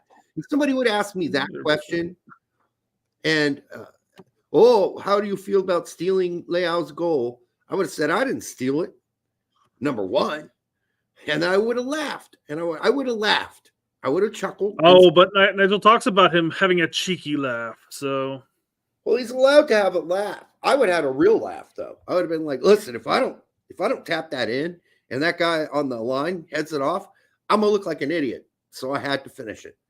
Yeah. That's all he had to say instead of looking all. That was not a cheeky laugh. That was an uncomfortable.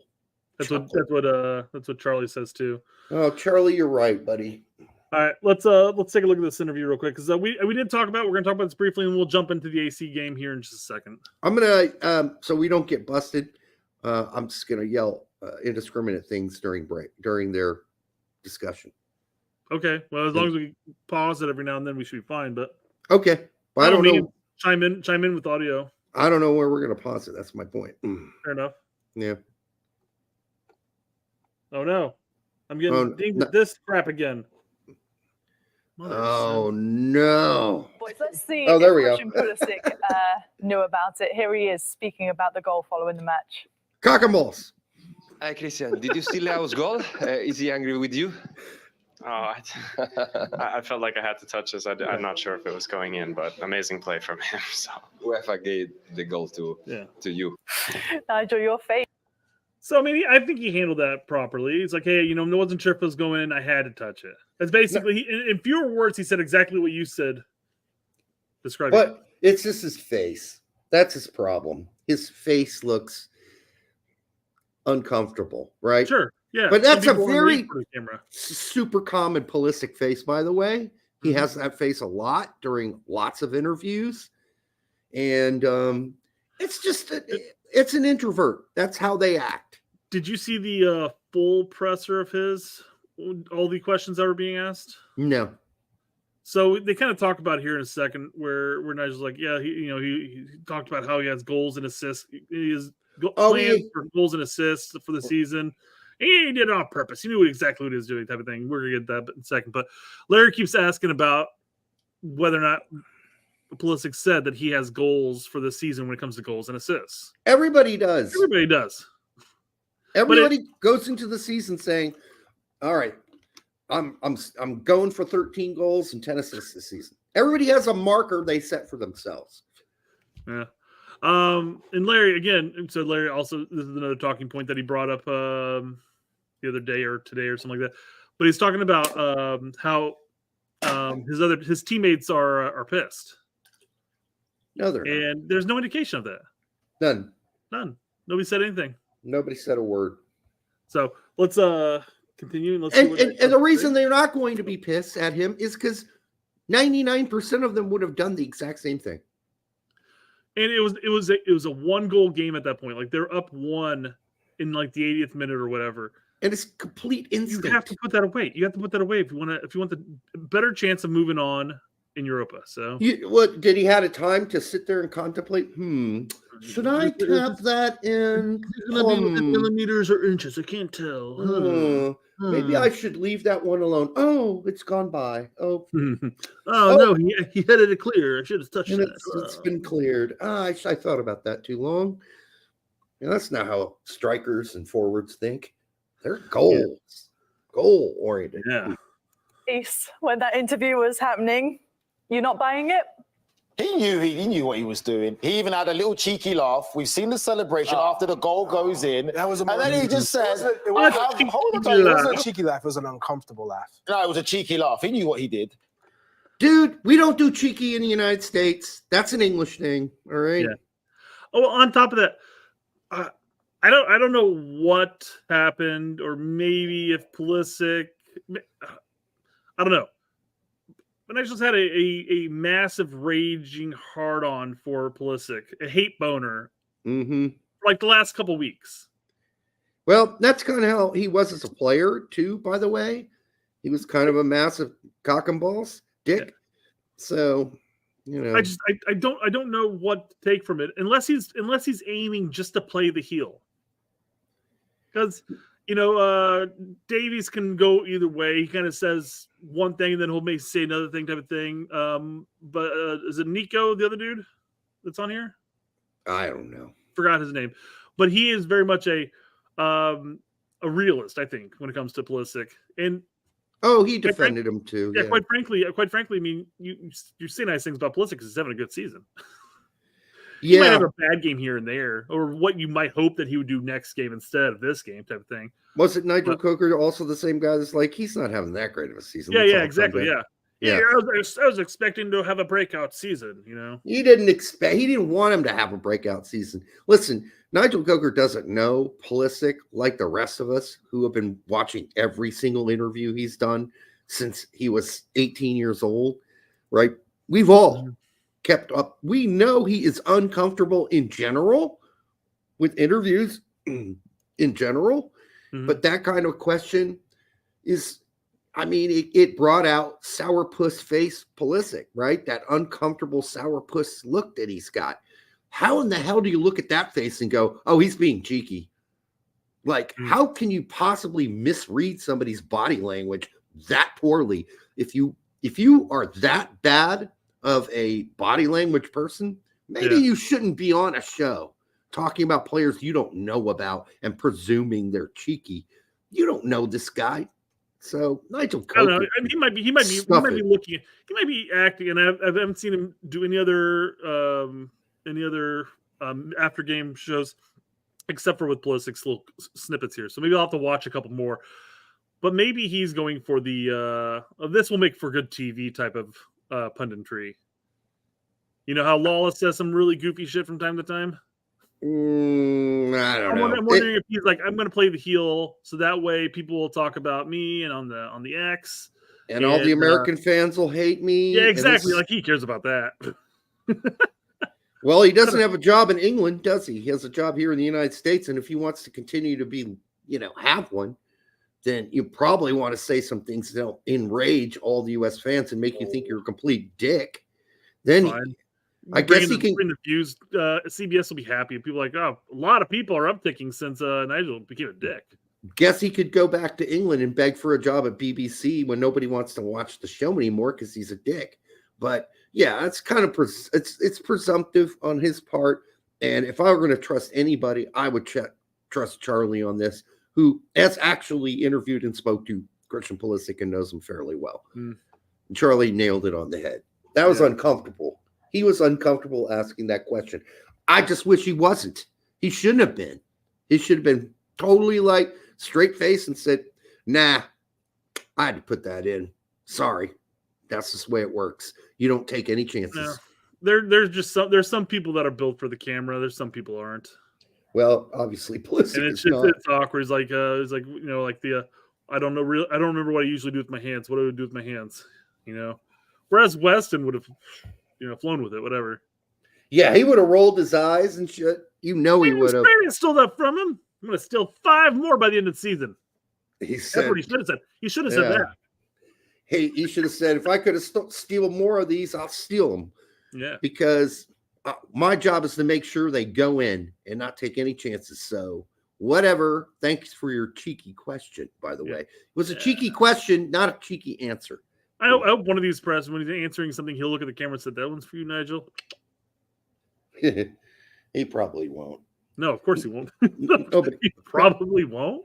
No, he definitely won't. Nobody cares about Nigel Coker. Nobody cares what he's got to say. So, who did he play for in England? Multiple teams. What was his big club? Aston Villa, mostly, I believe. I was trying to think of maybe Pulisic's time at Chelsea. Maybe he beat his team in a massive game. And, well, not him personally, but his team. Like his big team that he played for. I don't think he's. I don't know. He's sitting there going like, this mother did this to. We got kicked out of the FA Cup. We would have gone on to win it if we blah blah blah. I don't know. Well, look him up. Let's see who he played for besides Aston Villa. I know he played for more teams than one. That's for sure. Because he played forever. It seemed like. Oh, we played for the Whitecaps. That's right. Oh, is that where he ended his career? No, he played up until 2018. Wimbledon, he played for West Ham for a chunk of his career, Aston Villa for a big chunk. Those are the 2 big teams. Yeah, West Ham and Aston Villa. Yep. Bolton and Ipswich, and then Vancouver, Chivas USA for 9 games. He went from wearing the claret and blue to the claret and blue. So West Ham to Aston Villa. Yeah. So, yeah, I mostly remember from Aston Villa for whatever reason. But, yeah, I mean, he was a good player.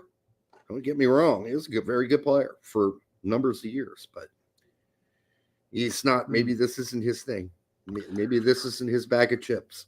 Again, I'm thinking he's playing heel. I think he's just trying to be controversial, so that way it's a fun show to watch. Because you never want to watch a bunch of driving. I think Pulisic had to put that in. Otherwise, you never know. Well, I guess call it. Right? It's Kermit. That was a bad Kermit if that was a Kermit. But I mean, listen, there's no point in making this controversial because it's a simple assessment of body language. And you're there as a guy, not to be the heel, not to be the villain. You're just there to assess and give your opinion. And if your opinion is that far off, maybe you're not very good at opinions. Well, I mean, I will tell you from a Twitter standpoint, the discussion of whether or not he stole the goal or not was split. It was I think most people were like, well, even if he did steal it, he stole it for a good reason, but it was still a split thing. So it's not like the idea was bad that he's having. He just has a differing opinion from the truth. I can tell you what the vote was amongst former players. The former players, if you've ever played this game before, 100% of them would have said you got to put that in. Sure. 100%.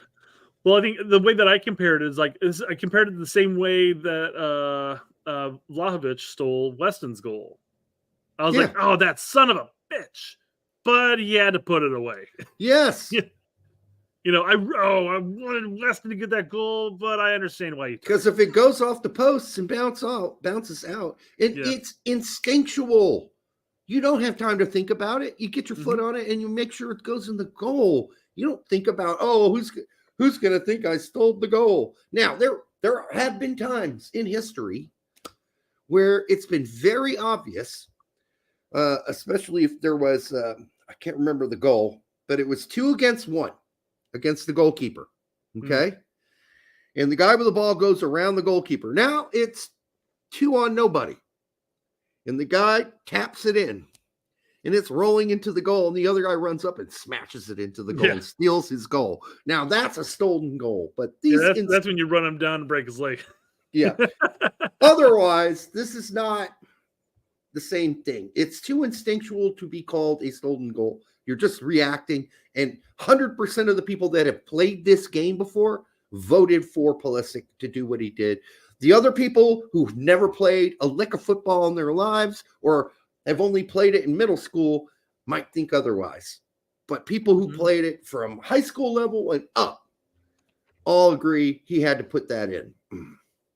There you go. Well, on a very similar note here, Captain Pulisic says, pundits are really trying to pin teammates against each other for likes and engagement. If inventing narratives is what they have to rely on, it's honestly just sad. And here they are. Look at this. They look like they're bitter enemies on the team. Oh, they hate each other. They hate each other. Wow. God, this is the best acting I've ever seen. They look like they're teammates, but no, inside they are seething at each other. What's he say? That's your goal, or that's all you? Let's see. That's what I'm talking about. Or yeah, I think that's what I'm talking about. Yeah. Was this after the goal? I don't know. Oh, Brett. I don't know. I don't even remember now. I don't remember what jersey they're wearing that game. But after we just talked about this whole thing, I thought you were showing this to prove that they don't have a thing. Yes, Derek. This was after that goal. Like immediately after. You're right. No, I thought that's why you were showing it. You feel better? I don't know. It's just a game.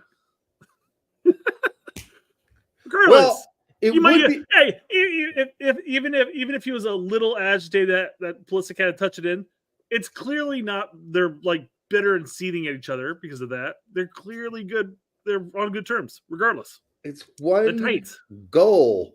Leao will score more goals this season. Mm-hmm. Since they Pulisic will set him up on some goals too. Especially since they go down Leao's side 75% of the game. He will score more goals. So, all right.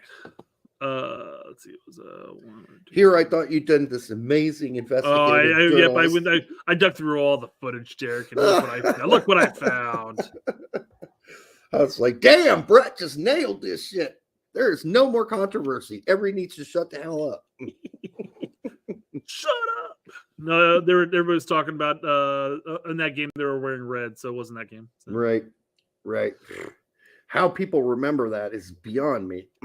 Yeah, that was a while ago for me. So from Milan Post, Marco Bucciantini. Pulisic is one of the most important signings in recent years for Serie A. Pulisic was announced as a phenom. Then maybe he never became a phenom. Then maybe he was a bit discontinuous. In Serie A, he can be more continuous. This has got to be a translation, obviously, because this is some screwed up way of talking. Because his place in Italy is there in the Premier League. He was constantly threatened by competition in the pitch. He shows he knows how to stay there. The American is one of those who knows how to be on the pitch. Okay, he knows pitch, maybe.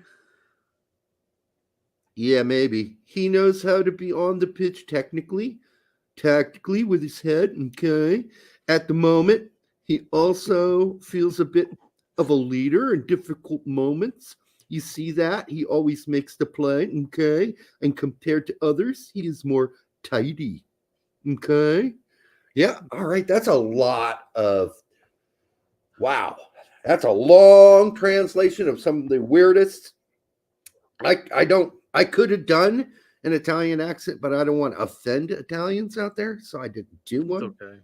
It's okay. Pulisic is one of the most important signings in recent years for Serie A. This is definitely a word salad of saying, hey, he's a promising talent who he may have struggled a bit in the Premier League, but he's excelling here in Serie A. He's technically all there, and he's leading by example. Yeah. That's basically what it said. Right. I was just translating. I was doing it as if Garrison had been the one who translated the original quote. Okay. Leverdot also says, haha, wow, so you offended everyone. Yes, I guess so. It's one of the most important signings. Yeah. He became a phenomenon. I don't really do Italian accents. I really don't do accents except for D-Rec. And I don't even know what accent that is. All right. Celta's Luca de la Torre ready to play more with U.S. men's national team. I hate to break the news to him. I really hate to break the news to him. But you're not starting because we're probably going back to a double pivot, which means there's one less spot available on the field for you. And that's probably going to be McKennie and Musa, or McKennie and, since Adams just got back, it'll be Johnny or McKennie, Musa or McKennie. Nothing changes. Nothing changes with Luca de la Torre is what you're saying. Is he's going to be an option off the bench? Correct. That's fine. Listen, it doesn't denigrate what he's doing at Celta, even though they just got themselves totally their ass handed to them by Real Madrid. No surprise, by the way. But it wasn't on him. It's not like he played bad. They were just totally outmatched in that. Well, they weren't outmatched for like the first 50 minutes. They played fine. And then they just fell apart. Mm-hmm. So, all right. So Luca de la Torre. I wonder how his Spanish is. I bet you it's a lot better now. He's probably improved since he didn't know a lick of it before going to Europe. Yeah, exactly. Not a word, apparently. The relationship is good, De La Torre added. I think what I like about Greg is that he's a coach. Is that he's a coach who players can be honest with, and he doesn't seem to hold it against them. Oh, yeah. Tell that to Matthew Hoppe, even though that's not why Matthew Hoppe is not on the team now. Matt Miazga at some point. John Brooks actually did throw a shoe on top of disagreeing with him. But disagreeing with Greg is not really a great idea. Now, you happen to get away with it. You're kind of like right on the verge there. Yeah, yeah, on the verge. He's like, I don't know what Greg's smoking. He should have called me in earlier. And then finally gets called in because of some injuries that occurred in their midfield, and he took the opportune moment. Yep. And put his name down on the list. So. But he didn't cross the line. You can cross the line with Greg. I heard Matt Miazgas cross that line, and it just wasn't about kicking his dog. I certainly have heard that Dwayne Holmes crossed the line with him. Who else have we heard? This is from our media. We had Hamid. Hamid got across the line when he talked about how he was better than all the goalkeepers that Greg called up. Yeah, but he didn't really cross the line with Greg. I'm sure that probably he didn't get called in ever since then. I'll mind you, his performance has dropped since then. But okay. Odasawi crossed the line with him personally when he got called up by refusing to play center back when he was told to go work out with the center backs. He said, "I'm not a center back." Greg didn't hold a grudge against him because Odasawi also didn't play for his club for the last 3 or 4 years. So why even bother calling him back in?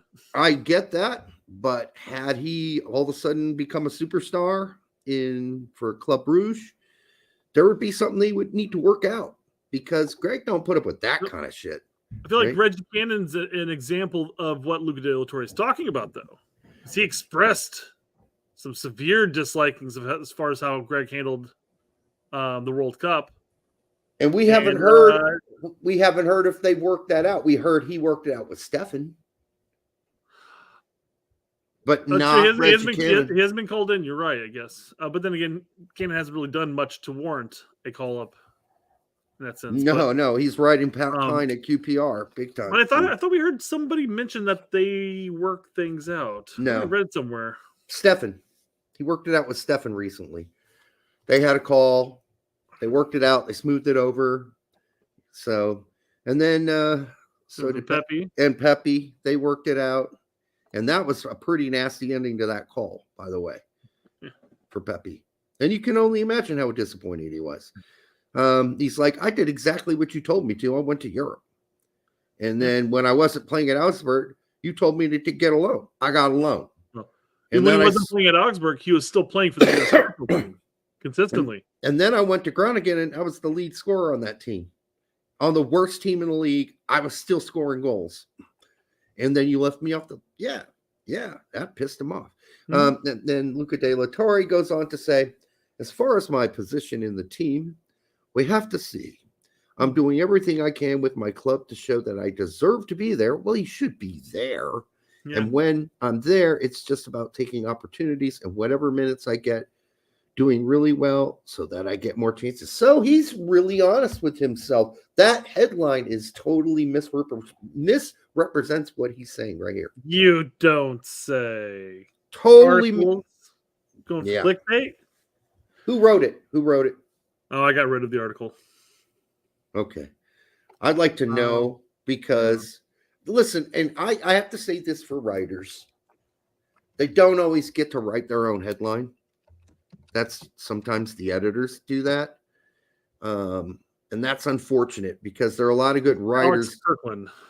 There are a lot of good writers. I don't know who he is. Getting screwed by, is it that Alex? I think I know what Alex you're talking about. There are a lot of good writers getting screwed by their editors and their headline writers. The guys assigned to write the clickable headlines because they write a really good article. It's all factual. They got the quotes. And then yet the headline is completely misrepresentative. Damn, according to Transfer Market, EPB has been out since October with bone marrow swelling. Yeah, dude, he's in a world of hurt. I even stopped going to the Panathinaikos games on the interwebs to check how he's doing because it looked like he's never coming back again. I mean, it really looks that bad. So he played one game the whole season. He played in one game the whole season so far. Damn. Bone marrow swelling. Okay, that sounds like some bacon shit there. Do you want to do the Yanks Abroad, and then when we get to Force, we can talk about Gio? Yeah, I need to make a Yanks Abroad song, don't I? Yep. Yanks, squeaky, squeaky, abroad. Squeaky, squeaky, squeaky, Yanks abroad. Squeaky, squeaky. Here we go. We'll start. I'm gonna get Grant to crop you out, and then we can just put that on the clip. Squeaky, squeaky. I can get somebody to do that. What's the interpreter? Usually costs a bit of money for that too. That interpreter gif that we have. So when the squeaky squeaky part comes on and she's doing the interpreting, you've seen that gif before. And she's like, she's all signing, and then she's like, oh. Yeah. We'll just add that part in. On Friday, Aronson went 70. That is Baxton. No, he went 20. I'm sorry. Brendan Aronson went 20 in a loss. Reynolds went 90. Yao went 78 for Westerlo in a loss. So it wasn't the whole weekend wasn't fabulous. No. Des 90 and a great goal. Could have had 2, maybe 3 goals in the game. Des was that good. He dribbled circles around the go-ahead Eagles. Tillman had 66 minutes. He could have had 2 goals, but it's one of those things where he just kicked it straight at the goalkeeper. So if he'd gotten a little bit, like if he were just off a little and didn't connect with it so solidly, it kind of like mini shaked, it would have gone in any corner. Pepe had 6 and a complete sitter blown. So Des takes the shot. It comes off the bar. It falls right to Pepe, 9 yards out, 10 yards out, whatever it was. It was close. And he kicked it over the bar. Yeah, painful. Johan Gomez went 15 for Braunschweiger in another big L loss. If you like Braunschweiger, the name of the team's Braunschweiger. Braunschweiger is liverwurst. I keep saying that. They are now 17th out of 18. So not good. Hilton went 90 and Osadina went 62 in a win for Dordrecht, who are now 4th in the 2nd division in Holland, looking like they're going to be challenging for a promotion spot to get into the bigger leagues. Anello went 81 at left wing in a loss for Camber in the same 2nd division in Holland. Justin Che went 90 for Adeo in a tie So he's playing just in the second division of Holland. Rick Van Hees went 90 for Utrecht 2 in a loss. So some losses happening there as well. And then we moved to Saturday. Trusty went 90 in a tie. Looked really good. I mean, he's made a case for himself there because he played in the middle of the 3 center backs. So that's the guy who has to anchor the other 2 center backs. And I mean, listen, has he had stinkers? Yes. He had a really bad one against Arsenal. Who didn't? So Richards 90 in a tie. He went again as a left center back. Let's see when the guy comes back from injury, if he still holds down that spot. He could, because I don't think the other guy can play left center back. So if they continue to play a back 3, I think he's going to continue to play left center back. But we'll see. Jedi 90 and a loss for Fulham. That was really pathetic. Fulham just had the worst luck. They couldn't buy break. I know they were pounding on the door for how long? Post, tip to the side. They had several opportunities in the first half, several in the second half. Yeah, and Wolves capitalized on their few chances. And as I go ahead, I'm sorry. I was going to say it was frustrating to watch. Yeah, it was. As I warned a month ago, when Bassi and Tosin were playing so well together, that meant Ream was out. And he is out. He benched for 90. But I have to say, the one thing that Fulham misses without Ream are the long cross passes, switching fields passes, because Tosin and Bassi just don't make those passes. They just kick it to either the center midfielder who comes back to get the ball, or they pass it to, Jedi or whoever the other guy is on the other side. Forgot his name. They don't do anything. Like Ream gives you that artistic potential back there. And that's a part of their game that's just gone right now. And I think the coach is going to have to seriously consider if this Tosin Bassi thing keeps being this uncreative and this incapable of making those kind of long switch balls, that maybe Ream better be back in there. But we'll see. I doubt it's going to happen. I could be wrong. I hope I'm wrong. I hope he is back in there. Horvath, 90 minutes and a win for Cardiff. He actually had to make some saves in the game. Hey, there you go. Sargent. Yep. Sargent, we already discussed. Holmes in the 18 for Preston. And ever since he has gone out of the starting lineup, they just keep winning, except this time. He was in the 18, didn't play, they lost. Gooch, this was against Gooch and Stoke. So this is a big time win for Stoke, but they're still sitting near their 20th in the table. Not good. They're 19th. 19th, I believe. 19th in the table. Nevertheless, it was a big win, and he got an assist. So that's the big news. Which team are we talking about? Stoke and Gooch. Okay, yeah. Stoke's 19th, yeah. Okay. Reggie Cannon in the 18, but didn't play for QPR, currently sit 20th.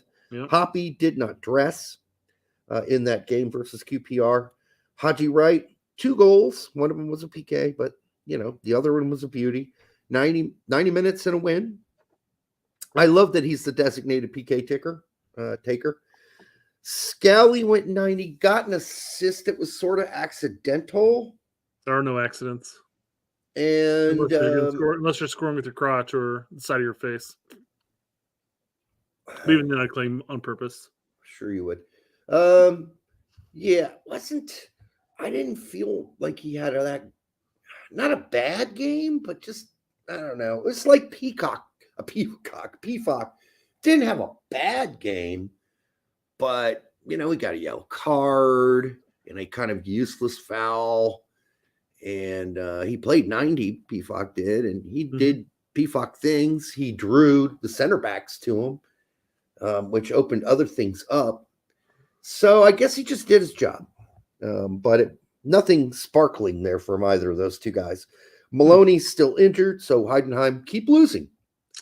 In fact, they've lost They've lost till like the end of the month, I think, right? They've lost every single game he hasn't played it. Shocking. Yep. You lose your motor, the cars are gonna, you lose your engine, the car's gonna go stop working. It's just I mean, the lanes aren't closed anymore. Paxton Aronson went 90 and a goal. As good as he is playing, he could have had 2. He really should have had 2. They still lost in Vitesse's. Just one. He should have had an assist if I recall correctly. Yeah. From just the highlights. I saw. Yeah. Yep. Your homeboy Alex Mendez. Mendez didn't. Now he's not even dressing. For maybe he has a knock. From what? Sitting on the bench? We'll talk about Gio later too. Bello did not start for Lask, but the guy that replaced him got injured in the 30th minute, so he had to come in and play 60 minutes. They lost. Lask still lost. And we'll do a couple more before we get to Al. Sure. There was no sign of that Campbell kid in the Dortmund 2 lineup. I think you said he was 20 already, or 19. You said something like that, right? 19, I think. Well, he's not on the 2 team. He wasn't even listed on the 2 team roster or the 18. So I don't know. Is he good? I guess we'll maybe find he is out. not. Well, I'm going to keep using it. But there was a American on the pitch in that game between Dortmund 2 and Arminia Bielefeld, and it was Mael Corbos. You may remember him. He went 90 in the win. Gio Caccini, 45 minutes for Como in the loss. Gio Caccini, huh? Gio Caccini. And then we'll do Al here. Let's do Al. Hey. $4.99. Haji's PK was badass. The dude he's really good at PKs. The dude is lighting it up. He had big shoes to fill, and he's done it. He's done it wherever they've asked him to do it, too. That's the other group. Left wing, center forward. Either way, he's scoring goals. All right. And, in quotes, Derek said, let's do Al Weinstein. He goes, why don't we do it in the road? Bum, bum, bum, bum, bum. Here's your Cole Campbell heads up. So he's still playing with the U19s? And he's 19? Everybody's saying that he just turned 18, but okay. That's a little better. But if you're really good and you're 18, you're usually playing with Dortmund 2 or Dortmund, the big boys. You're not hanging back with the U19s. So that's for 17-year-olds. Honestly, it's for 17-year-olds, the U19 team. I know it says U19, but it's usually full of a lot of 17-year-olds and some 18-year-olds, but hardly any 19-year-olds. You're still playing for Dortmund 2 and you're 19. Hit the road, Jack. You're not very good. So we'll see what happens. Sunday, Lennon. This is MLS Sunday, by the way. Lennon, an assist for Atlanta. Jesus Ferreira got a goal for Dallas. Duncan McGuire got 2 goals for Orlando. Michael Hedges got an assist. What else we got? Cole Bassett with a goal for Colorado. Bunbury, a goal for Nashville. Mackenzie Gaines, an assist for Nashville. All right, that's the end of that. And we move back to overseas Sunday. Emmanuel Sabi, 25 minutes for Le Havre in a win. Flo, 90 minutes in a win. Hey. Yeah. Missed sort of a pseudo breakaway, one-on-one with a goalkeeper. Still, it's rough going. Let's just put it that way. 90 minutes. I'm happy he's getting the time. Mm-hmm. Could be worse. You could be sitting on the bench coming in for 20 minutes. Yeah. I want to see some goals. Flo. John Brooks. Flo. Starts out great. Scores the first goal for Hoffenheim. Puts them up 1-0 early in the game. Minutes later, 10 minutes later, people are saying, oh, he shouldn't have made that tackle. That wasn't a tackle. That was an all-out swipe and miss at the ball. Like, he was trying to kick the ball. And he didn't think he even needed to tackle because he never went to ground. He literally took a big ass swing at the ball, which he hadn't caught up to fast enough to get there. We talk about speed issues maybe, and he ended up kicking the player instead. Outside the box, who was going to end up being one-on-one with a goalkeeper, so he got a straight red card. And off he goes, and he sabotages his team, and he didn't do it on purpose. I think he really thought he was going to make it there. He really did. Otherwise, I don't think you take a swipe like that.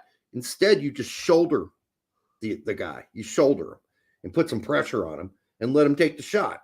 Because there's a good chance your shoulder might set him off balance, and his shot won't be great, and you have a great goalkeeper at Hoffenheim, one of the best goalkeepers in the league. It's a chance that guy could save that.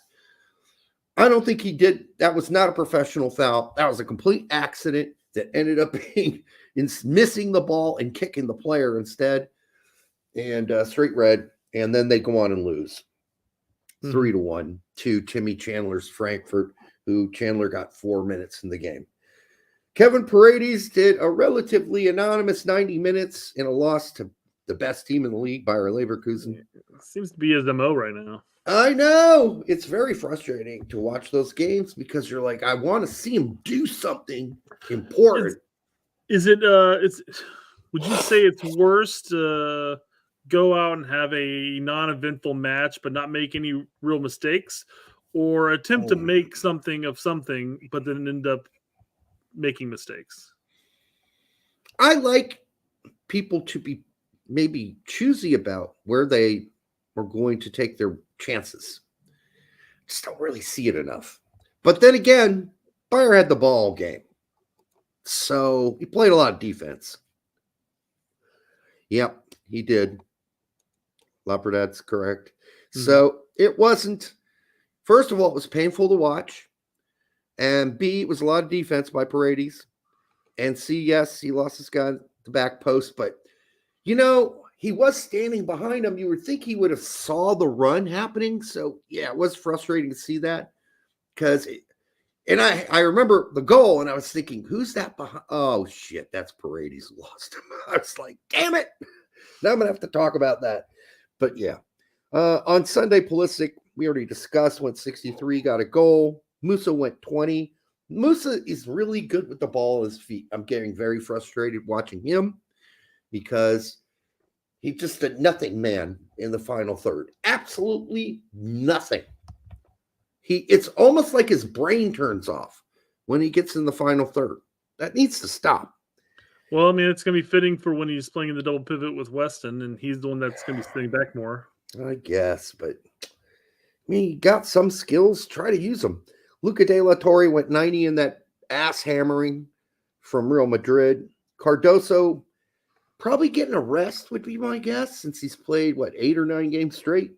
Went 12 minutes for Batiste in their loss. Hey, here's a word for Batiste. Maybe you start him and play him for 60 minutes and then rest him, not bench him. Because you guys look a lot better with him on the pitch. McKenzie, 90 minutes in a win for Genk over Fosse's Standard Liège, he was injured, Fosse. Slonina, 90 minutes in a rare win for Eupen. And a clean 5 points shy of staving off relegation. They got an uphill battle here. And a clean sheet. And is it coincidence or just a consequence of how things go that the clean sheet came against St. Truden and our good friend Zahir Oleslam, the American who plays center forward, who went 76 scoreless minutes against Slonina? All right, Zach Booth, 90 minutes for Volendam and a tie versus I can't remember.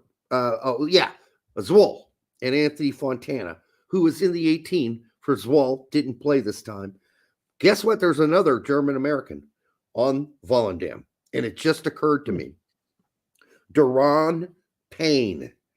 His older brother, DeSevio Payne. That didn't work out real well for DeSevio. Injury, riddled his whole career.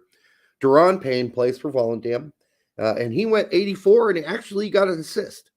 So, not that anybody's going to start paying attention all of a sudden to Duran Payne just because his dad's American. but who knows? He's still listed.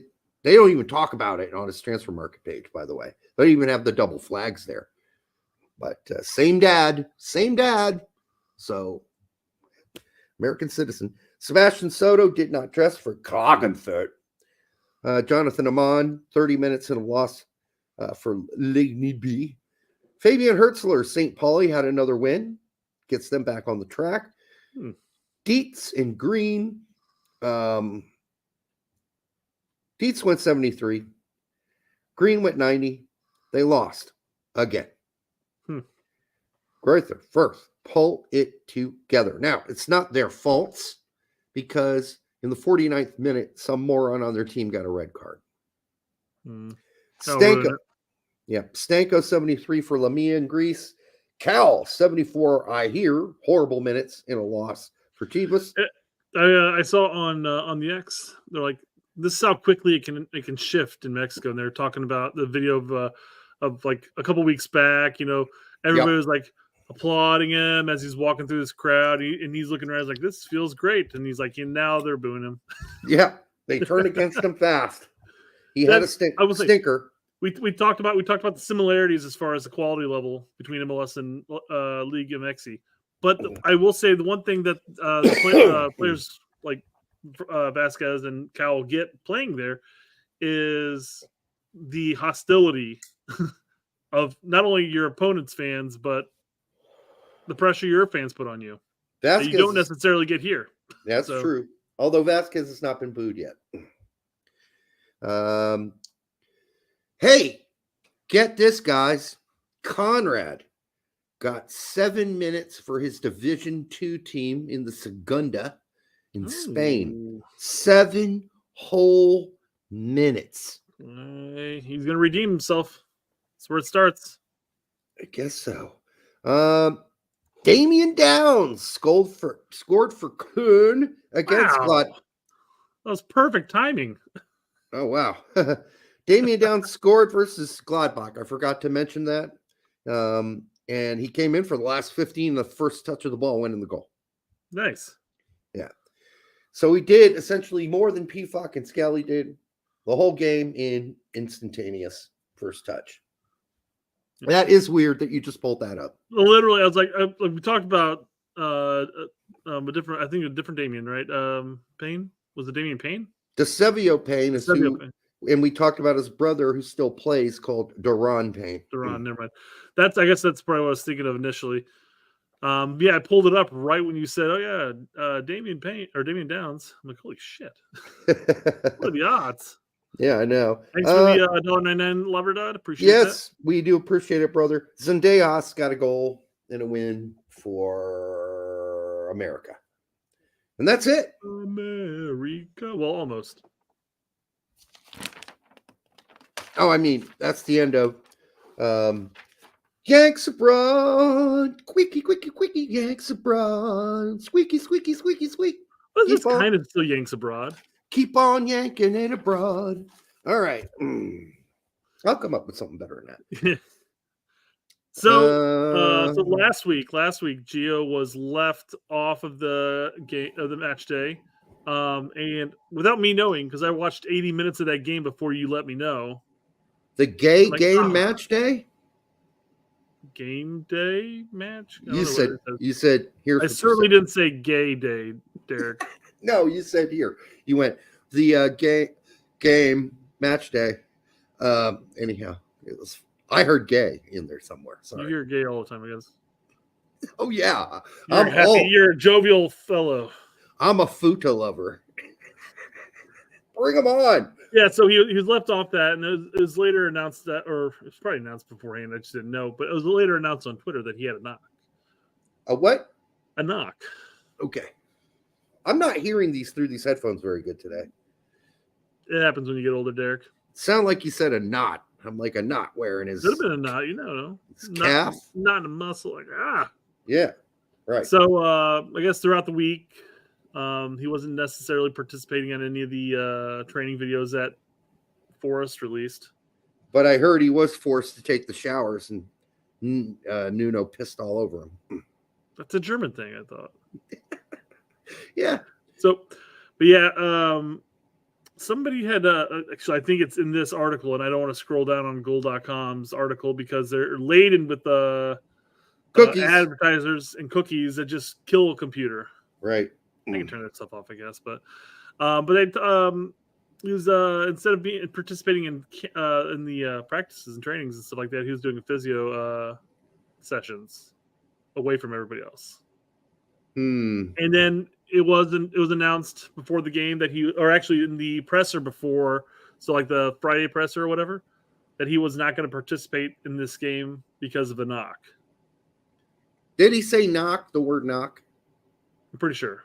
Yes, I'm pretty sure. So that's like a muscle bruise usually. Sounds like a very generic reason for keeping somebody off the list. Tinfoil hat time. Yeah, I mean, it's possible. We've seen managers do it before. It's possible that he could be injured. Maybe he picked up a knee to the thigh last week and it just hasn't quite pulled back together. Maybe he's got herpes on his left foot. Maybe. But I don't know.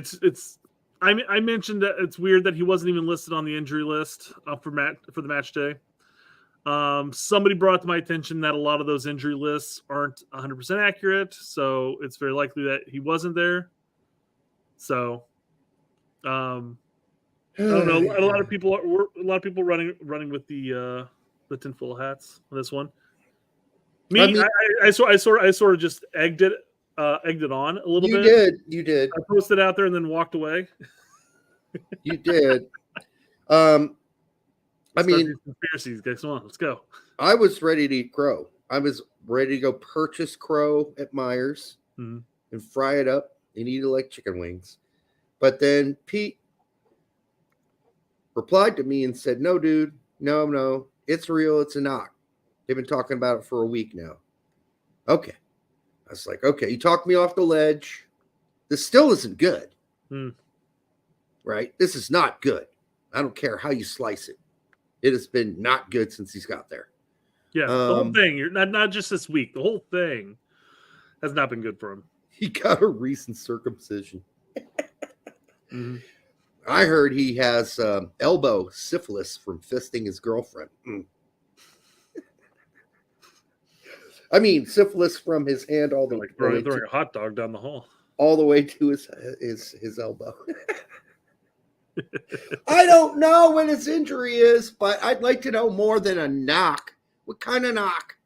You know, usually, yeah, if a player's been injured for a week, put him on the injury list. And people are wondering, well, where are you getting your information? Transfer Market is usually pretty good at having, like, Dortmund's list at one point this season was like 9 players. Yeah. All with little red cross things next to them.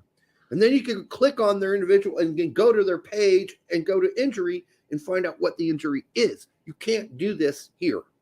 I don't know. Have we tried going to Transfer Market yet and looking at the injury list? I have not. I haven't either. I'm a doofus and I should have checked that. So it makes it's more I pondered upon it, of course. I bet you anything that it was obviously. I mean, I don't think Nuno necessarily has a reason to lie about it or to fib about it, unless there's something working in the back. But that's tinfoil hatting it. My guess is that it was being played day by day. They're going to see how he was feeling, and then if it was going to get to that point, then they'd put him on the roster. Then they got to that point, and they're like, "Nah, he's not ready." These chuckleheads on X who are coming out and saying this proves he's got a bad attitude. No, it doesn't prove it. We don't know. Yeah. We don't know dick yet. He's had a bad attitude in the past. With let's preface that. Yeah. With Berhalter, okay, he's never been reported as having a bad attitude at Dortmund, by the way. No one has ever said that. None of his teammates have ever said that about him. None of his coaches have ever uttered a negative word about his attitude. Okay. So this idea now that this proves it is so clownish. It's ridiculous. Now, could there be one problem?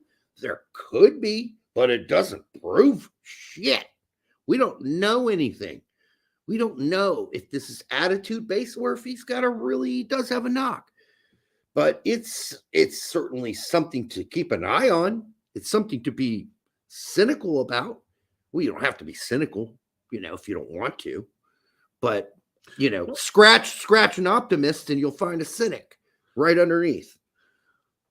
So BMR does say that nothing's listed on transfer market for Gio. Yeah. I will say though, because I've had to add context to a bunch of people who are claiming that this is attitude based. You made the point clear. He hasn't had any issues at Dortmund. Nothing's been reported. In fact, it's been reported quite the opposite. Nothing's happened has been reported at Forest. He hasn't got. It's unfortunate he hasn't got any playing time really, but nothing's been reported as far as being an attitude issue. Exactly. The only issue you could possibly say is an attitude issue is his little spout with Berhalter during the World Cup. And let's remember that all started because he went lax days during the pre-World Cup friendly, where he basically didn't put a lot of effort into it. Berhalter got pissed, threatened to ship him home, and then basically told him he was going to have a limited role with the national team this World Cup. And this whole idea that his teammates in the World Cup were pissed at him is a total joke. In 90% of the interviews done, people are like, I didn't even know. I had no clue when he was apologizing what he's even apologizing for. They said that in interviews. And so you've got, I think it was Tim Ream who said that. And then you got like two players who were supposedly all up in his grill. Guess who they were? Zimmerman and some other MLS cockenspiel. Well, they said that him and Adams got into it, or like Adams got into his face about it. Maybe. But I don't know necessarily if that's just the captain saying, "Hey, get your shit together," type thing. Could be. There's also the talk that Pulisic was not necessarily buddy with him, partially due to that, I'm guessing. But again, as we talked about that entire time frame, they don't need to be pals. They don't need to be best friends. They just need to be able to play, and they play perfectly well together. So yeah, it's a big fat nothing burger. And the attitude is something that we saw on the field. You and I talked about this before, even the First Nations League, where he'd go mopey on the field, like head down, mope around. We talked about that, and that could be considered an attitude issue. Because Pulisic used to do that a lot too. Yeah.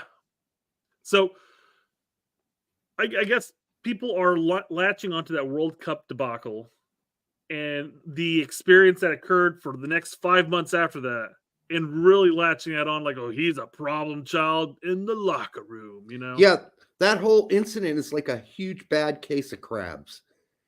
And, it just keeps pinching your fucking nutsack and it won't go away, regardless of the fact that there is no proof beyond that one case of crabs that he's ever got crabs before or since, or he's ever been accused of having crabs since. So, again, metaphor, but still. He's an emotional player. He gets mopey times, and like frustrated, visibly frustrated on the pitch. The ball's not going, like he's wide open, wants it, whatever. It's been less and less recently. I think he's definitely turned a leaf. There'll be stints where it might happen again, but I think he's a different player than he was prior to his injury, his big injury, where we saw more of that happening. Yeah, I wish he could get rid of all mopiness and then just do what Sargent does. Sargent looks at the guy who didn't pass it to him and goes, I was right fucking here, dude. Open your fucking eyes. Open by 10 yards. Hello. But Sargent never mopes. He never mopes. No. He just looks at the guy and he puts his arms down like that to his feet and say, I was here. Yeah. And then he moves on. He doesn't linger with it. He doesn't hold grudges. He just gets on with his business. He's just letting the guy know, you need to look for me. I'm here. I'm making moves for you and you need to find me. And of course, he doesn't really have that problem as much anymore because they're all looking for him. So it's different now. But for a while, he had to demand the ball. But you got to do that without moping after you don't get it. And, I think Reyna's done a pretty decent job of that for the most part recently. And I don't think we need to carry, it's like, the one kid in class that got lice in the 3rd grade. And ever since then, everybody calls him Mr. Licey, right all the way through. the 5th grade, 7th grade, Very all the way afraid of these kids, yeah. all the way through high school. He's known as Dirty Lacy Dave or something. Dude, that was 3rd grade. I had lice in 3rd grade. I am now a full-grown man. I'm 18 years were you old. Mr. Lacey? No. Oh.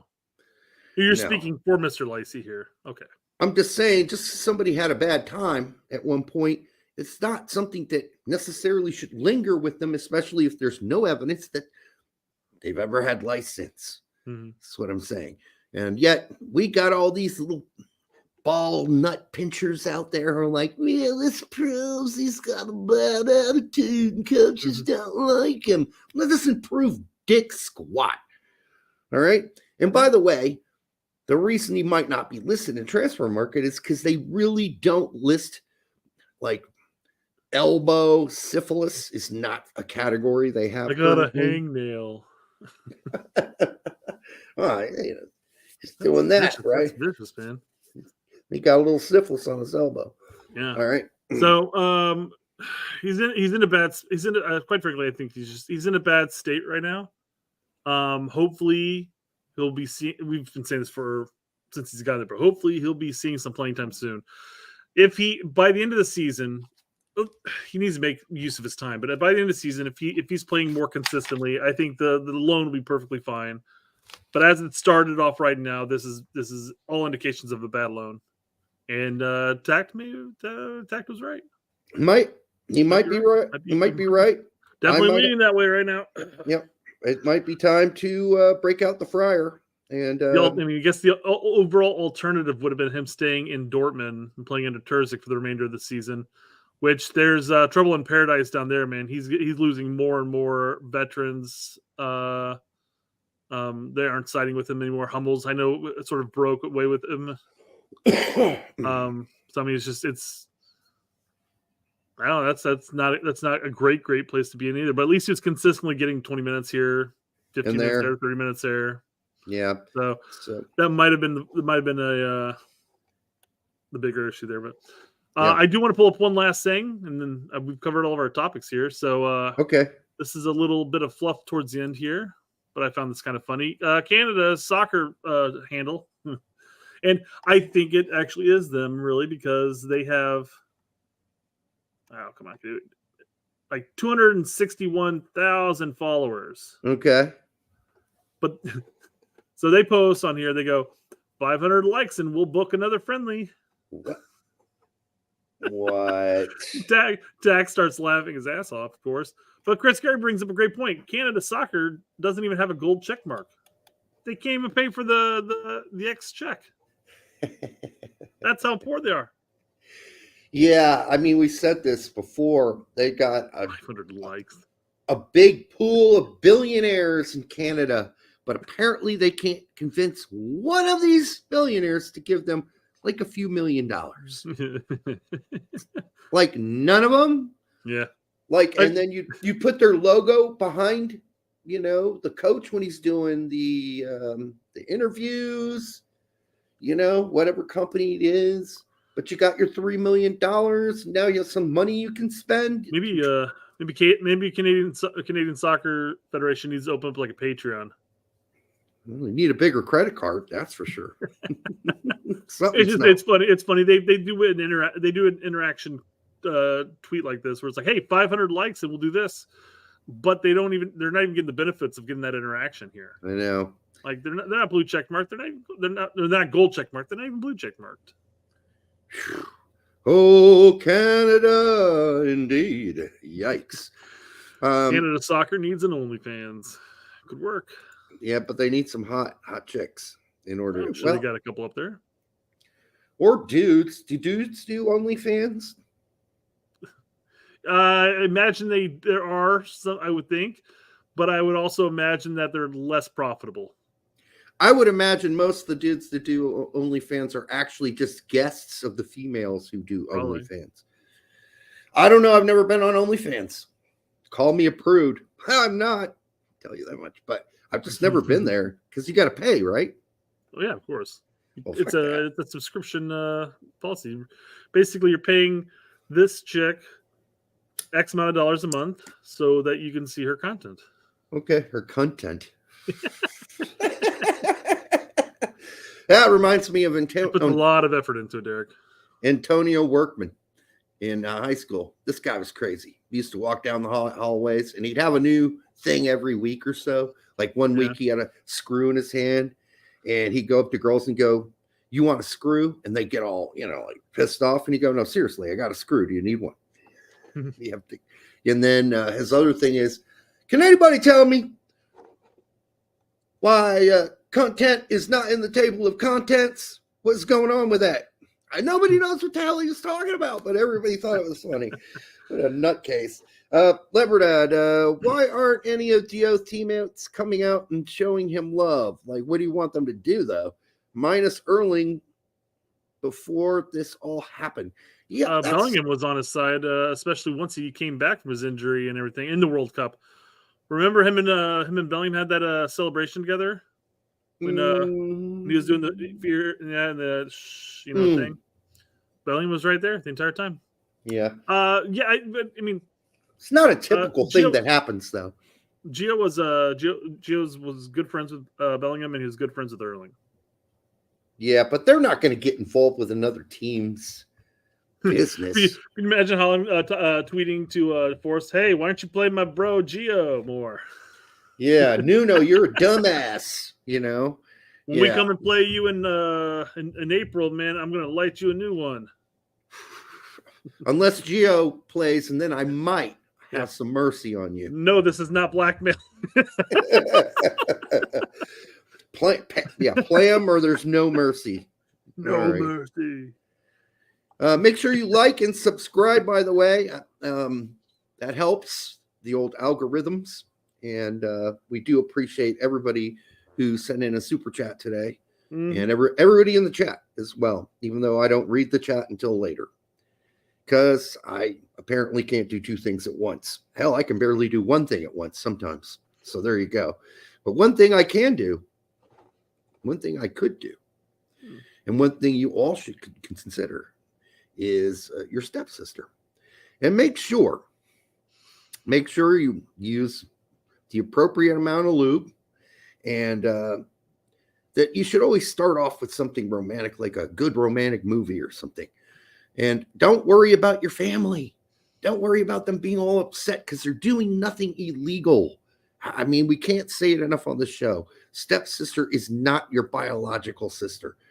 And as long as you're the age of consent, you guys are free to do whatever the hell you want. Like a good movie, has focuses on the family, like European Vacation or National Lampoon's Vacation. No, I was thinking more Debbie Does Dallas. That'll get you right in the mood. Or Deep Throat. All right. I've been told there's free OnlyFans, actually. Well, those are classics, by the way. They're barely in color. All right. Until the next time on the Straight Red Card, we'll see you Thursday. Let's hope for some games this week. All right. Good night.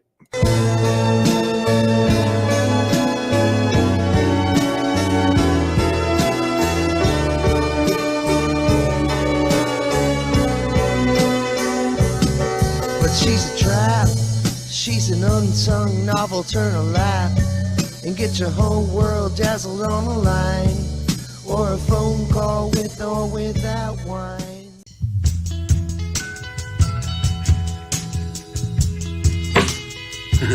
That hurt. Then what is this thing? Gio should never play for U.S. men's national team again because of the action of his parents. What an idiot! Oh! What type of muppet does this?